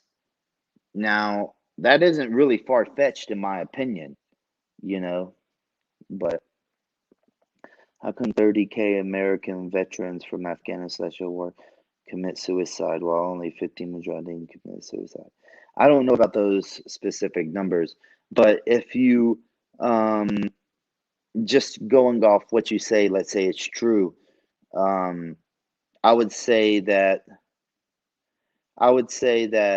the difference is that Mujahideen have a faith that tell them that if they die in war, they are forever living with Allah in paradise, which is a higher ideological belief than an American who believes that if they die or commit suicide, that it's just their personal belief system, right? They could be Christian, they could be atheists, they could be Jews, they could be Hindus, they could be Sikhs, they could be whatever, and they have a different faith. But as far as a Mujahideen, they have a book that they read, they have hadiths that they read, and constantly it's reinforced to them: do not withdraw, do not go backwards, because if you die in the pursuit of jihad, of Allah's cause, you are not dead, but you are alive. That is in the Quran, you know. So that is a different psychological viewpoint of continuing war and not committing suicide. Now, whether you agree or disagree with me, what I said is kind of a valid point. It doesn't mean I'm right, it's just a valid point. basically their faith is stronger. I wouldn't say that their faith is stronger. It's just that they have faith in something different, right? Like they have faith that if they retreat, even in 489 of the Quran, if I'm not mistaken, it's either 489 or 484. It talks about the people who are going out to a battle, and then some of them retreated, and they were all Muslims, and they said if they turn their backs, kill them, you know, and so that's not so much faith, right? That's indoctrination. That even if you like start to go to war, to jihad, and then you have like a change of heart, or you for whatever reason just turn around, the people who still are willing to fight jihad are allowed by Allah's words to attack you as the Muslim, then that causes an indoctrination that you have to push forward. You can never retreat.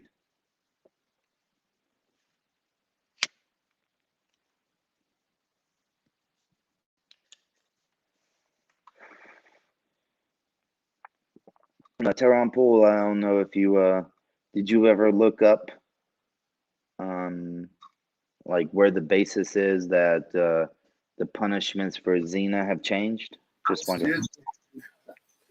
Yeah, you good, man. Why so religious? Thank you, man. I'm gonna lock this shit out, man. Okay, I'm gonna man. I was log out. just I was just waiting until you got back, bro. Nah, thanks, man. Thanks for holding it down. Thanks, brother. You be Hey, safe. Thanks for having me on. yeah, man. Look, listen, man. Tomorrow, karaoke. I'm actually about to set it. I I'm was about to. thinking about some songs. I've been thinking about some songs. I'm gonna be honest. I'm thinking doo-wop. Yeah, do it, man. Tomorrow. It's probably gonna be 3:30 Central Time here, which will be about 9:30 y'all time in the UK, man. I'm finna set that shit up now, and that way you can go to it. You should get the notification. If you don't get the notification, that means you're not subscribed. So make sure you subscribe to the Born Rich Club Films channel. Karaoke tomorrow, guys. We're gonna kick it. I'm finna get some rest. And look, man, I'll be back with y'all early in the morning, man. Peace, peace, man. Support the channel, man.